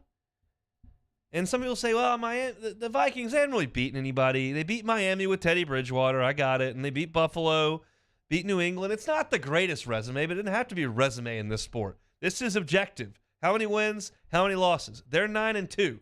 The Jets are going to Minneapolis. That's a big game for both of those teams. I would have never thought this would have been a big game if you'd have taken me back to preseason.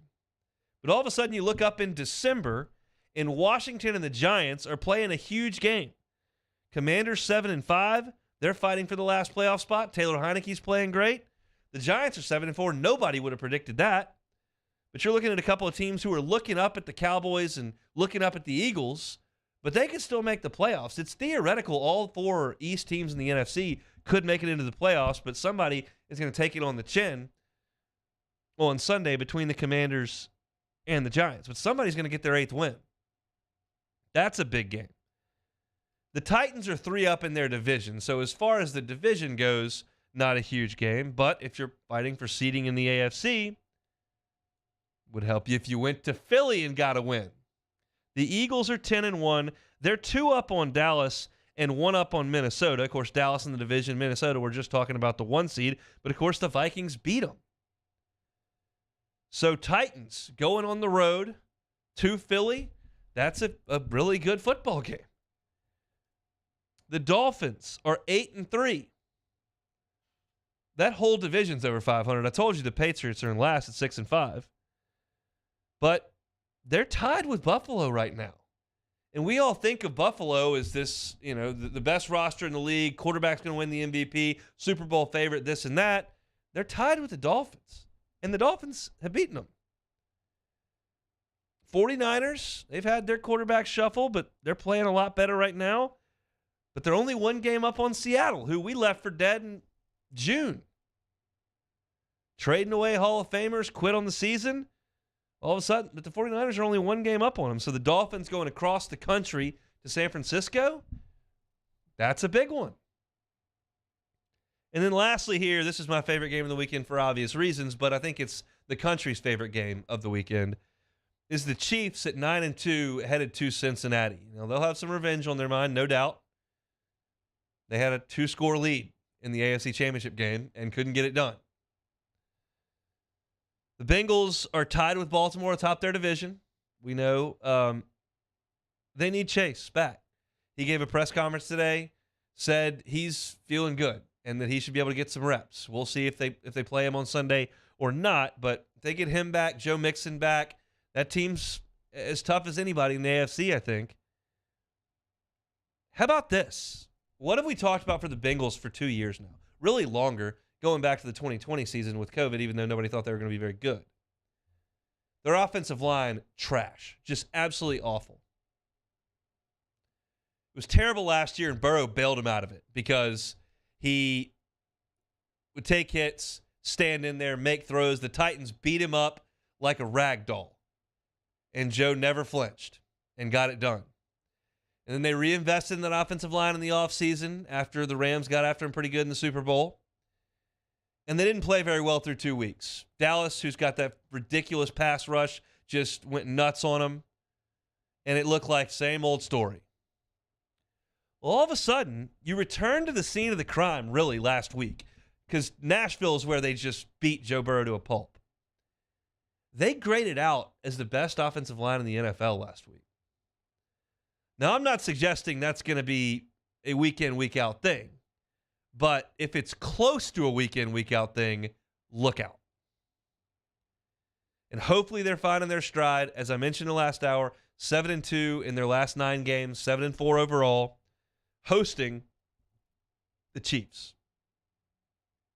I'm fired up for that one. That should be really, really good. So you look, that's 6 games with, big-time playoff implications, big-time quarterback play, big-time bye home field implications. We're getting to that point. It's December. These games are all in December. That's tomorrow. Bills at Pats on Thursday night. Jets, Vikings on Sunday. Commanders, Giants on Sunday. Titans, Eagles on Sunday. Dolphins, 49ers on Sunday. And Chiefs, Bengals on Sunday. Should be a awesome viewing experience. Hopefully, we're celebrating LSU winning an SEC championship. Huh? May not be the case. You'll probably be watching the Saints. I will dabble. Well, no, the Saints are on Monday. Sorry. How about that? You don't even have to worry about the Saints on Sunday. Just perfect couch day. Cook something good.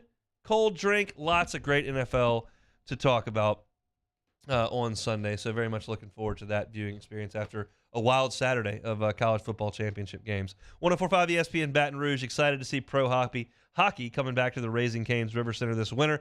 Tickets start at just $10 for the games at Ticketmaster.com and the Raising Cane's River Center box office. Keep listening for your chance to win some from us. Sign up to win at 1045ESPN.com. And want to remind you about our 15K holidays. 1045 ESPN Baton Rouge and Citizens Bank and Trust are in the spirit to rock your holidays with $15,000 in cash. It's our 15K holidays. Head to 1045ESPN.com and register to win a $15,000 national cash prize or $1,500 in a local cash prize. 15K holidays powered by Citizens Bank and Trust and 1045 ESPN Baton Rouge. We'll come back.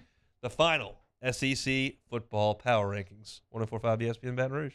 1045 ESPN Baton Rouge with Hunt and Hill. LWCC is Louisiana Loyal. They are elevating and celebrating champions of Louisiana each and every month here on 1045 ESPN Baton Rouge. And we're so proud to tell you about Molly Kimball here in November. Molly Kimball, a registered dietitian, nutrition journalist, and founder of Auctioneer's Eat Fit, created in 2013 as a resource for all things wellness. Eat Fit is a nonprofit initiative of Auctioneer Health that works to make healthy choices and easy choices through collaborative partnerships with restaurants, markets, and other food service establishments. Molly has been a treat to talk about all month here on Hunt and Hill. If you go to restaurants, you check out the Eat Fit logo on your restaurant. Molly is in charge of that. She's got 500 partners here in the state of Louisiana, and we've been so proud to tell her story here. In addition to Eat Fit, Molly works to bridge the gap between the idea of wellness and real life through other ventures like her weekly podcast and weekly TV segments on WGNO. So for one final time, we tell you about Molly Kimball, a champion of Louisiana. If you know a champion of Louisiana, whether it's a nonprofit, a person, or an entity that's doing awesome stuff, go to lwcc.com/loyal. lwcc.com/loyal. You can find champions of Louisiana like Molly Kimball and nominate another one right there on their website. LWCC is Louisiana Loyal. In times of need, get a full list of phone numbers, websites, and other important emergency information on the Demco Stormwatch page at 1045ESPN.com. We get it done with strength, commitment, dedication, grit.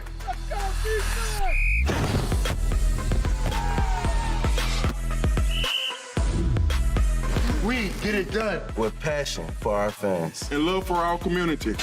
We are the Tigers. Get it done. Let the values of the purple and gold be in your starting lineup this season. And as always, get it done.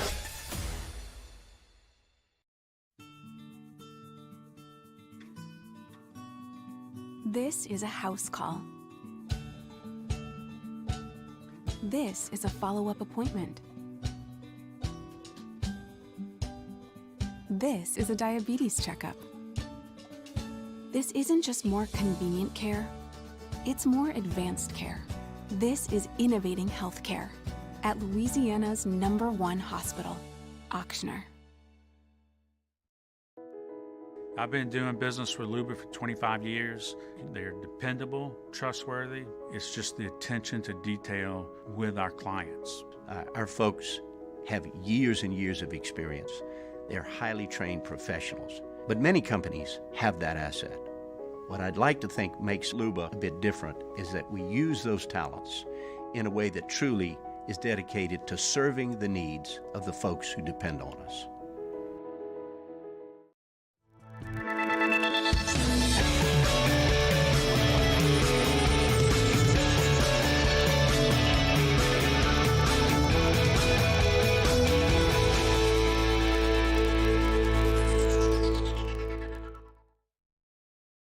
All right, let's say ah.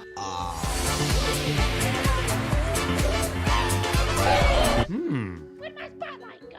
Super weird, but we can take care of it. Get in and get better at Patient Plus. Louisiana. It's a place defined by culture, by pride, by passion, by people who do more than love this place. They celebrate it, elevate it, champion it. They are the individuals who embody what makes Louisiana great. The companies that make Louisiana a better place to work and live. The nonprofits leading transformational change in our communities. Champions of Louisiana are all around us, and LWCC is proud to celebrate them because we've always been Louisiana loyal, supporting the workers, the innovators, the change agents of this great place we call home. Who are the champions around you?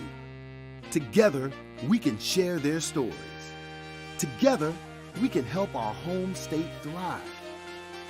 Semifinals in the Prep Football Playoffs, and we get started Friday night at 6 with Louisiana Prep Preview presented by the Baton Rouge Orthopedic Clinic. Catholic High and John Curtis kick off at 7, and that's immediately followed by the Lake Urgent Care Total Occupational Medicine Louisiana Prep Scoreboard Show on YouTube, Your View, and 104.5 ESPN Baton Rouge.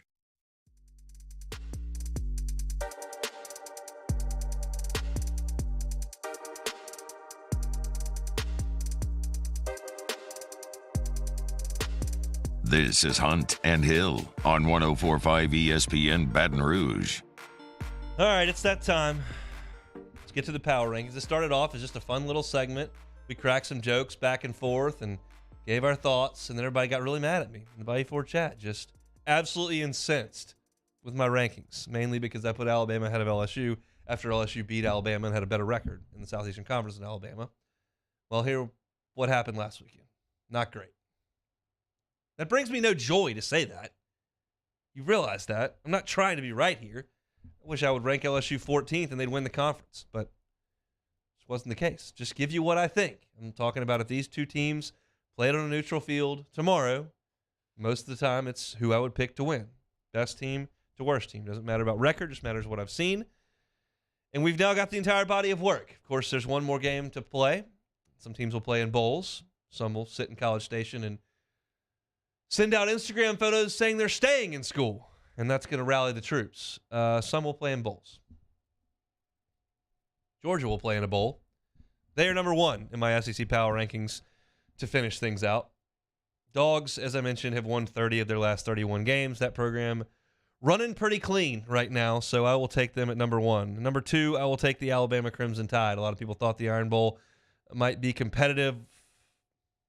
Alabama's got nothing to play for, no championship. Cadillac's got all been playing hard. It was not competitive. And Alabama finished the season strong after losing the game to LSU with 3 straight wins, so I've got them at 2.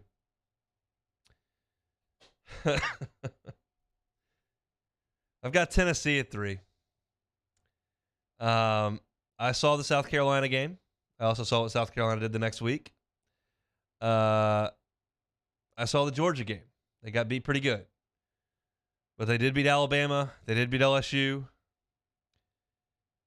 Their offense is really good. Their coach is really good. And I trust them here at 3. I know Joe Milton is not thought of as highly as Hendon Hooker, and I've said he was awful last year and didn't think a ton of him the last 2 weeks, but he played fine against Vanderbilt, who's not any good. And I got to put somebody at 3, so I'll put Tennessee there at 3. I will put LSU at 4. LSU is an interesting case this year because the accomplishment of winning the West cannot be minimized. But you look back at some of the halves that they played. First half, Florida State. First half, Mississippi State. First quarter, Ole Miss. Auburn. Some of the second half against Florida wasn't very good.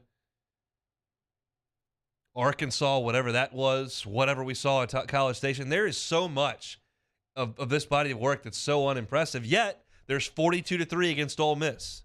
There's a ridiculous roaring comeback against Mississippi State where you take the game over. There's a really nice performance against Alabama to win.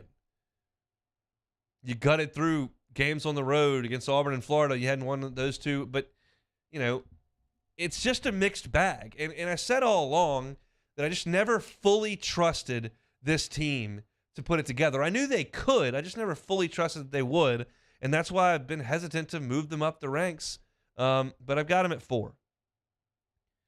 I've got Mississippi State at 5. Nice Egg Bowl win for Mississippi State.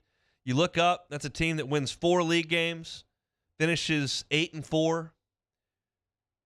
That's a nice year for Mike Leach's crew, and they were consistent really all year. Yeah, the offense sputtered a little bit. Kentucky wasn't great, but Will Rogers is good. The defense played scrappy and hard, and Leach, manages to do this every single year. He's going to win 6, 7, or 8 every year. He's usually not going to win 3. He's not going to win 10. It's a good fit for Mississippi State. I've got them there at 5. How about this meteoric rise? I think I had this team at like 13 recently. Number 6, I've got South Carolina. Another 8-4 team, 4-4 in the league, 2 really nice wins over Tennessee with Hendon Hooker, and then over Clemson at full strength on the road. I mean, you start to look down this list, who's got better wins than that? Nobody left on this list. Rattler was terrible for 10 weeks. He was great for 2. And that's the team I have right now. That's a heck of a job by Shane Beamer. I think it's something he can sell in the transfer portal and to recruits. Dabo's kind of losing his mind over there in these press conferences. They don't look to be quite what they were for a 5-year run. That's a hard job at South Carolina. I like Shane Beamer. I think he's a decent guy. I think some people think his videos are a little weird, but he did a pretty good job this year. They had some stinkers. Georgia embarrassed them. It happens. But nice finish. That's what I got to work on. South Carolina I got at 6. Puts Ole Miss down at 7. Look, you lost 4 of your last 5. And you don't have any good wins. I can't give you too much credit for Kentucky.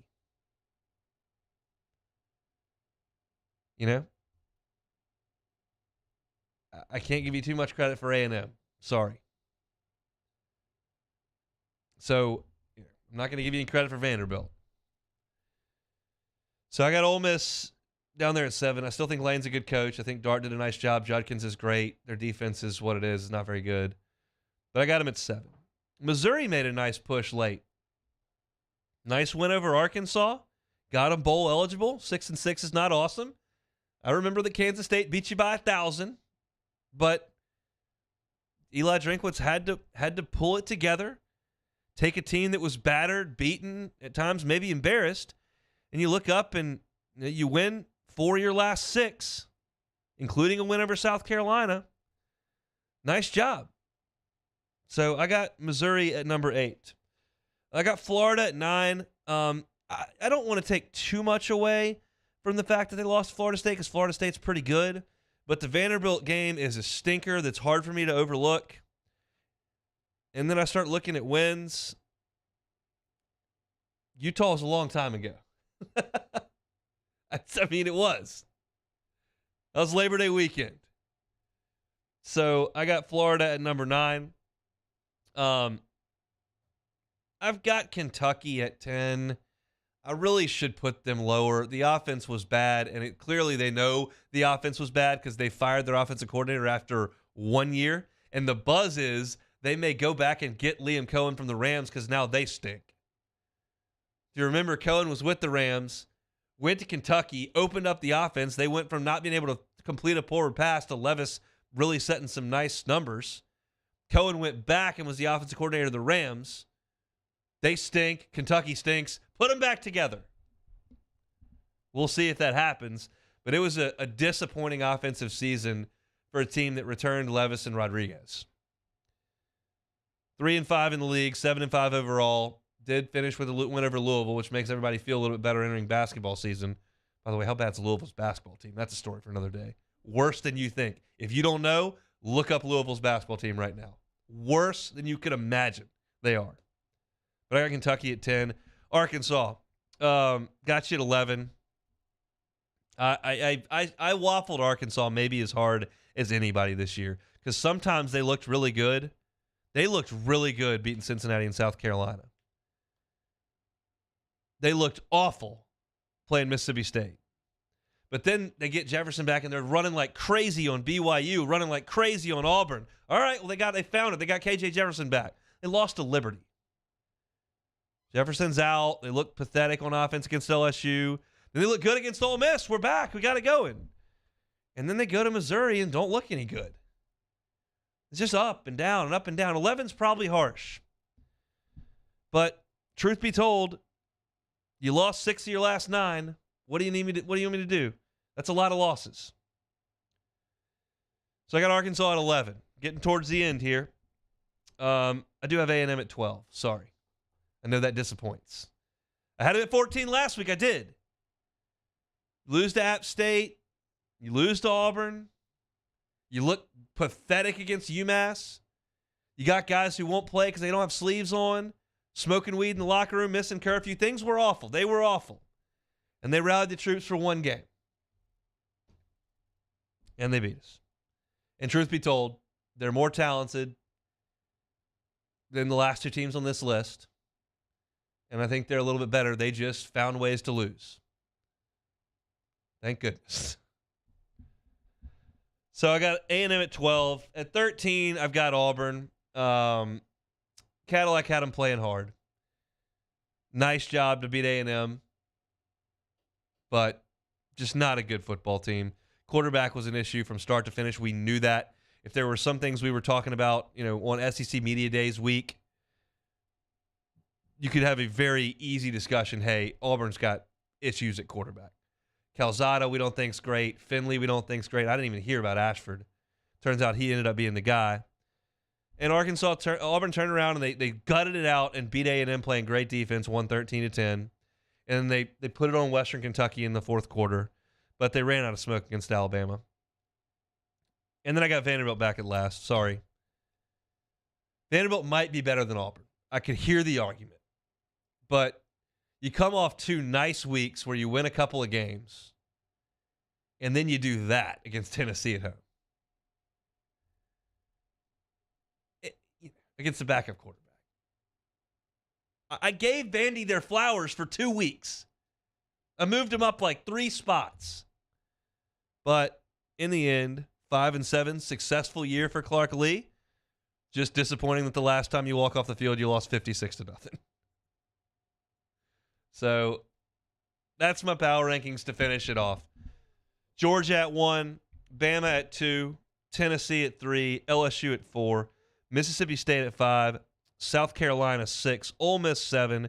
At the 8th spot, Missouri, 9, Florida, 10, Kentucky, 11, the Arkansas Razorbacks, number 12 spot, Texas A&M, 13th Auburn, 14th Vanderbilt. That is your gospel according to the Southeastern Conference.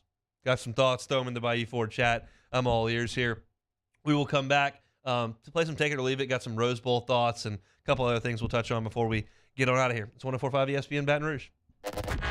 This is Hunt and Hill on 104.5 ESPN Baton Rouge. Bayou Ford. Check out the inventory, BayouFord.com. Website is so functional, so easy to use. That's how we shop nowadays.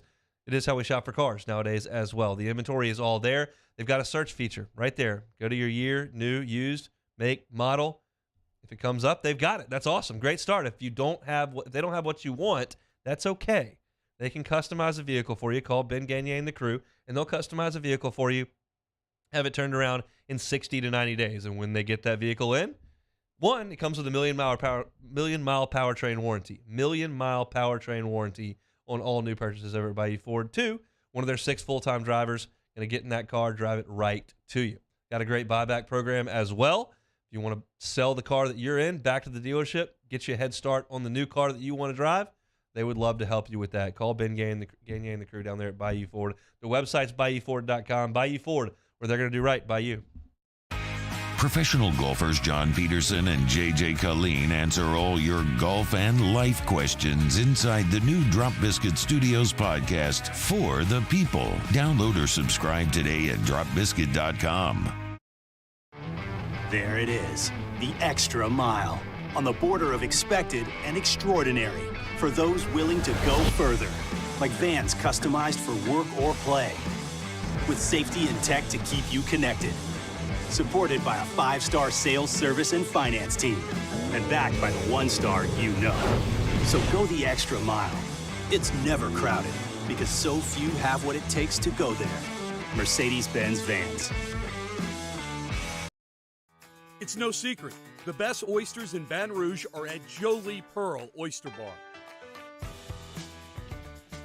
Enjoy mouth-watering South Louisiana flavor and oysters from all over the country.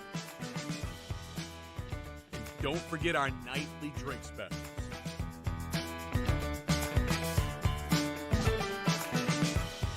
Jolie Pearl Oyster Bar, located in downtown Baton Rouge. Eli's always been into grilling. It took us a while to see it, but the signs were there. What are you doing, Eli? I knew grilling was my thing. I have been talking about it throughout my career. Happy with the results?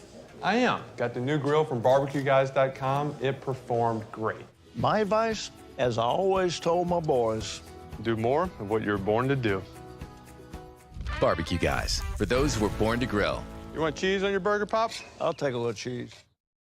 Crime has serious consequences, but anyone can make a mistake. If you find yourself in trouble with the law, know that you have rights, and it's okay to demand them.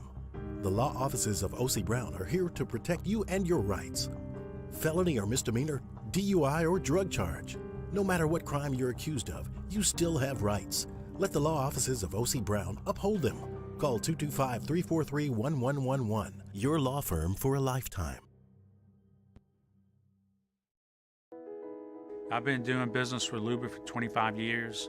They're dependable, trustworthy. It's just the attention to detail with our clients.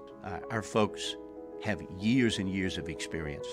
They're highly trained professionals, but many companies have that asset. What I'd like to think makes Luba a bit different is that we use those talents in a way that truly is dedicated to serving the needs of the folks who depend on us. Oh, hey, what's up? It's Big D and Bubba, 100.7 The Tiger Morning Show. We'd love for you to join us every weekday, 4 a.m. till 9 a.m. Yeah, everything you want in a show. Country music. We got laughs. We got celebrity in-studio guests. We just need you. Join us every weekday morning, 4 a.m. to 9 a.m., right where it all started. That's right. Louisiana's country station, 100.7. Week 13 in the NFL. Our coverage starts Sunday at 10 a.m. with Magnolia Bluffs Football Sunday with Jimmy Ott, immediately followed by the Philadelphia Eagles and the Tennessee Titans at noon, right here on 104.5 ESPN Baton Rouge.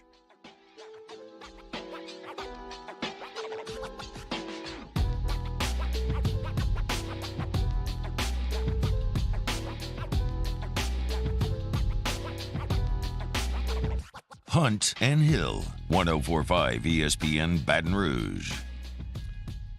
Closing up shop here on a Wednesday. Hope your work week's going just fine. We're getting close to the back half of it here. Working towards another football weekend down here in Louisiana. Lots to cover here on Take It or Leave It, so let's get into it, Mr. Sharp. Yeah, let's do it. Look, Deion Sanders says he's between Colorado, Cincinnati, and UCF. despite the fact that none of them have confirmed that. Deion is going to be a problem. Take it or leave it. I'll leave it right now.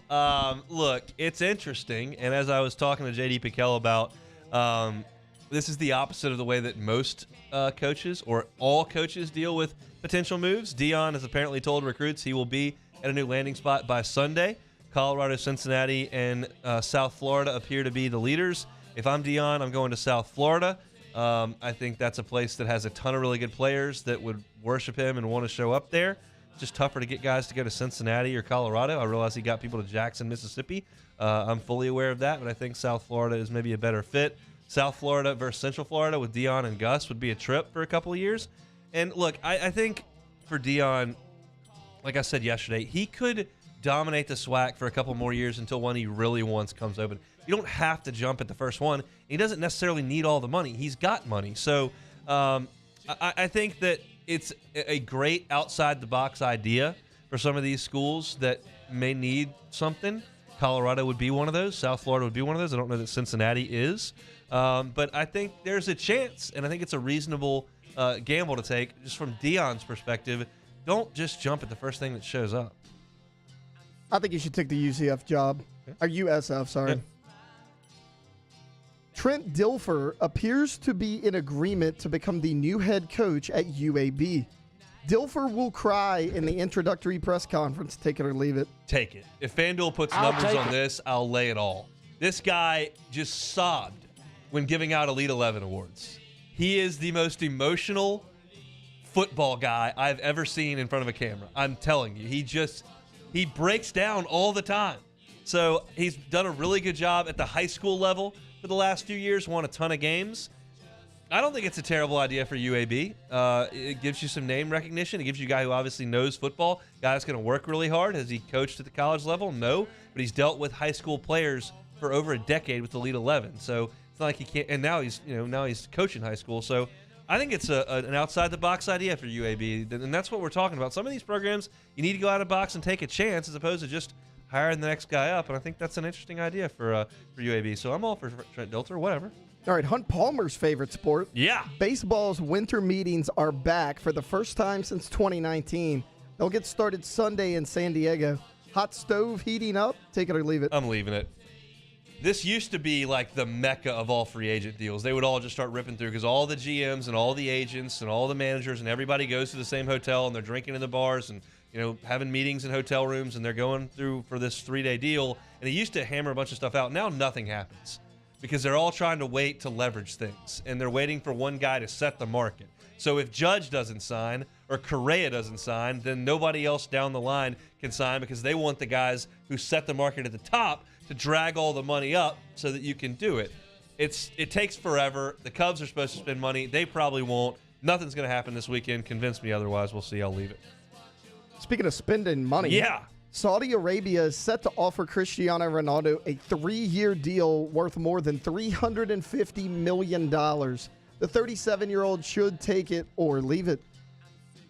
I think he should take it. I'll take it. But, that's been my thought the whole time. All these individual people, whether it's on the golf side, Cam Smith or Taylor Gooch or Graham McDowell, I'm not going to disparage these guys for taking absorbent amounts of money. But it's so obvious what Saudi Arabia is doing. They're going to sign a guy to a deal worth more than $115 million a year. That's just throwing money down a toilet because he's 37 years old. They're just trying to change their public perception with the endless amounts of cash. And that's what it all comes down to. So I hate that it's ruining golf. I don't really care about soccer, so I'll say, yeah, Cristiano, take the $350 million. Sure. With Guarantee's Christmas party being tomorrow, company Christmas parties, take it or leave it. I will take this. Now, some people hate where they work. I've worked at 3 different places in 3 different industries that had Christmas parties. And I've loved all of them. Now, at one stop that I had, we almost got into a fist fight on Bourbon Street with some people that apparently said something to some female employee. There's a lot of alcohol involved. That was a doozy of a Christmas party on Bourbon Street. That's not really the norm. But I do find that at company Christmas parties, people let their hair down. It's not the tense work environment that at times exists. Bosses are very nice. Ours here are phenomenal. And we have a great time. Last year was my first one. We had a blast. I'm very much looking forward to tomorrow's Christmas party. So I like a company Christmas party. I'll take it. All right, last one, and please give the correct answer here. The Rose Bowl appears to be holding up the playoff expansion. Leave the Rose Bowl behind. Take it or leave it. Take it. Sorry. I'll take it. You don't have the leverage anymore. The Rose Bowl is like Augusta in a way because they think of themselves in a certain way and they have an expectation that we do it our way and everybody else functions around us. Augusta, you can't play the Masters at TPC Louisiana or up in Michigan at some nondescript course. The Masters has to be at Augusta. So the PGA Tour and the schedule has to do whatever they say. We don't need to do anything at the Rose Bowl. We can go to Dallas, we can go to Miami, and the field is still green, and the field is still 100 yards long and 53 yards wide, and Alabama and Ohio State are on it, and we don't need you. We like it, the nice setting coming off the camera, but we don't need you. So you either get in line or you're gone. You can have Purdue and Arizona if you want, but we don't need you. I'm out the rest of the week. I'll be with the guys for a segment on Friday. Mario Jerez is in tomorrow for me. Appreciate him for filling in. Jimmy Ott's Game Time tonight from 6 to 8 p.m. Matt Moscone about to drive you home on After Further Review. Have a great Wednesday, everybody. We'll see you Monday.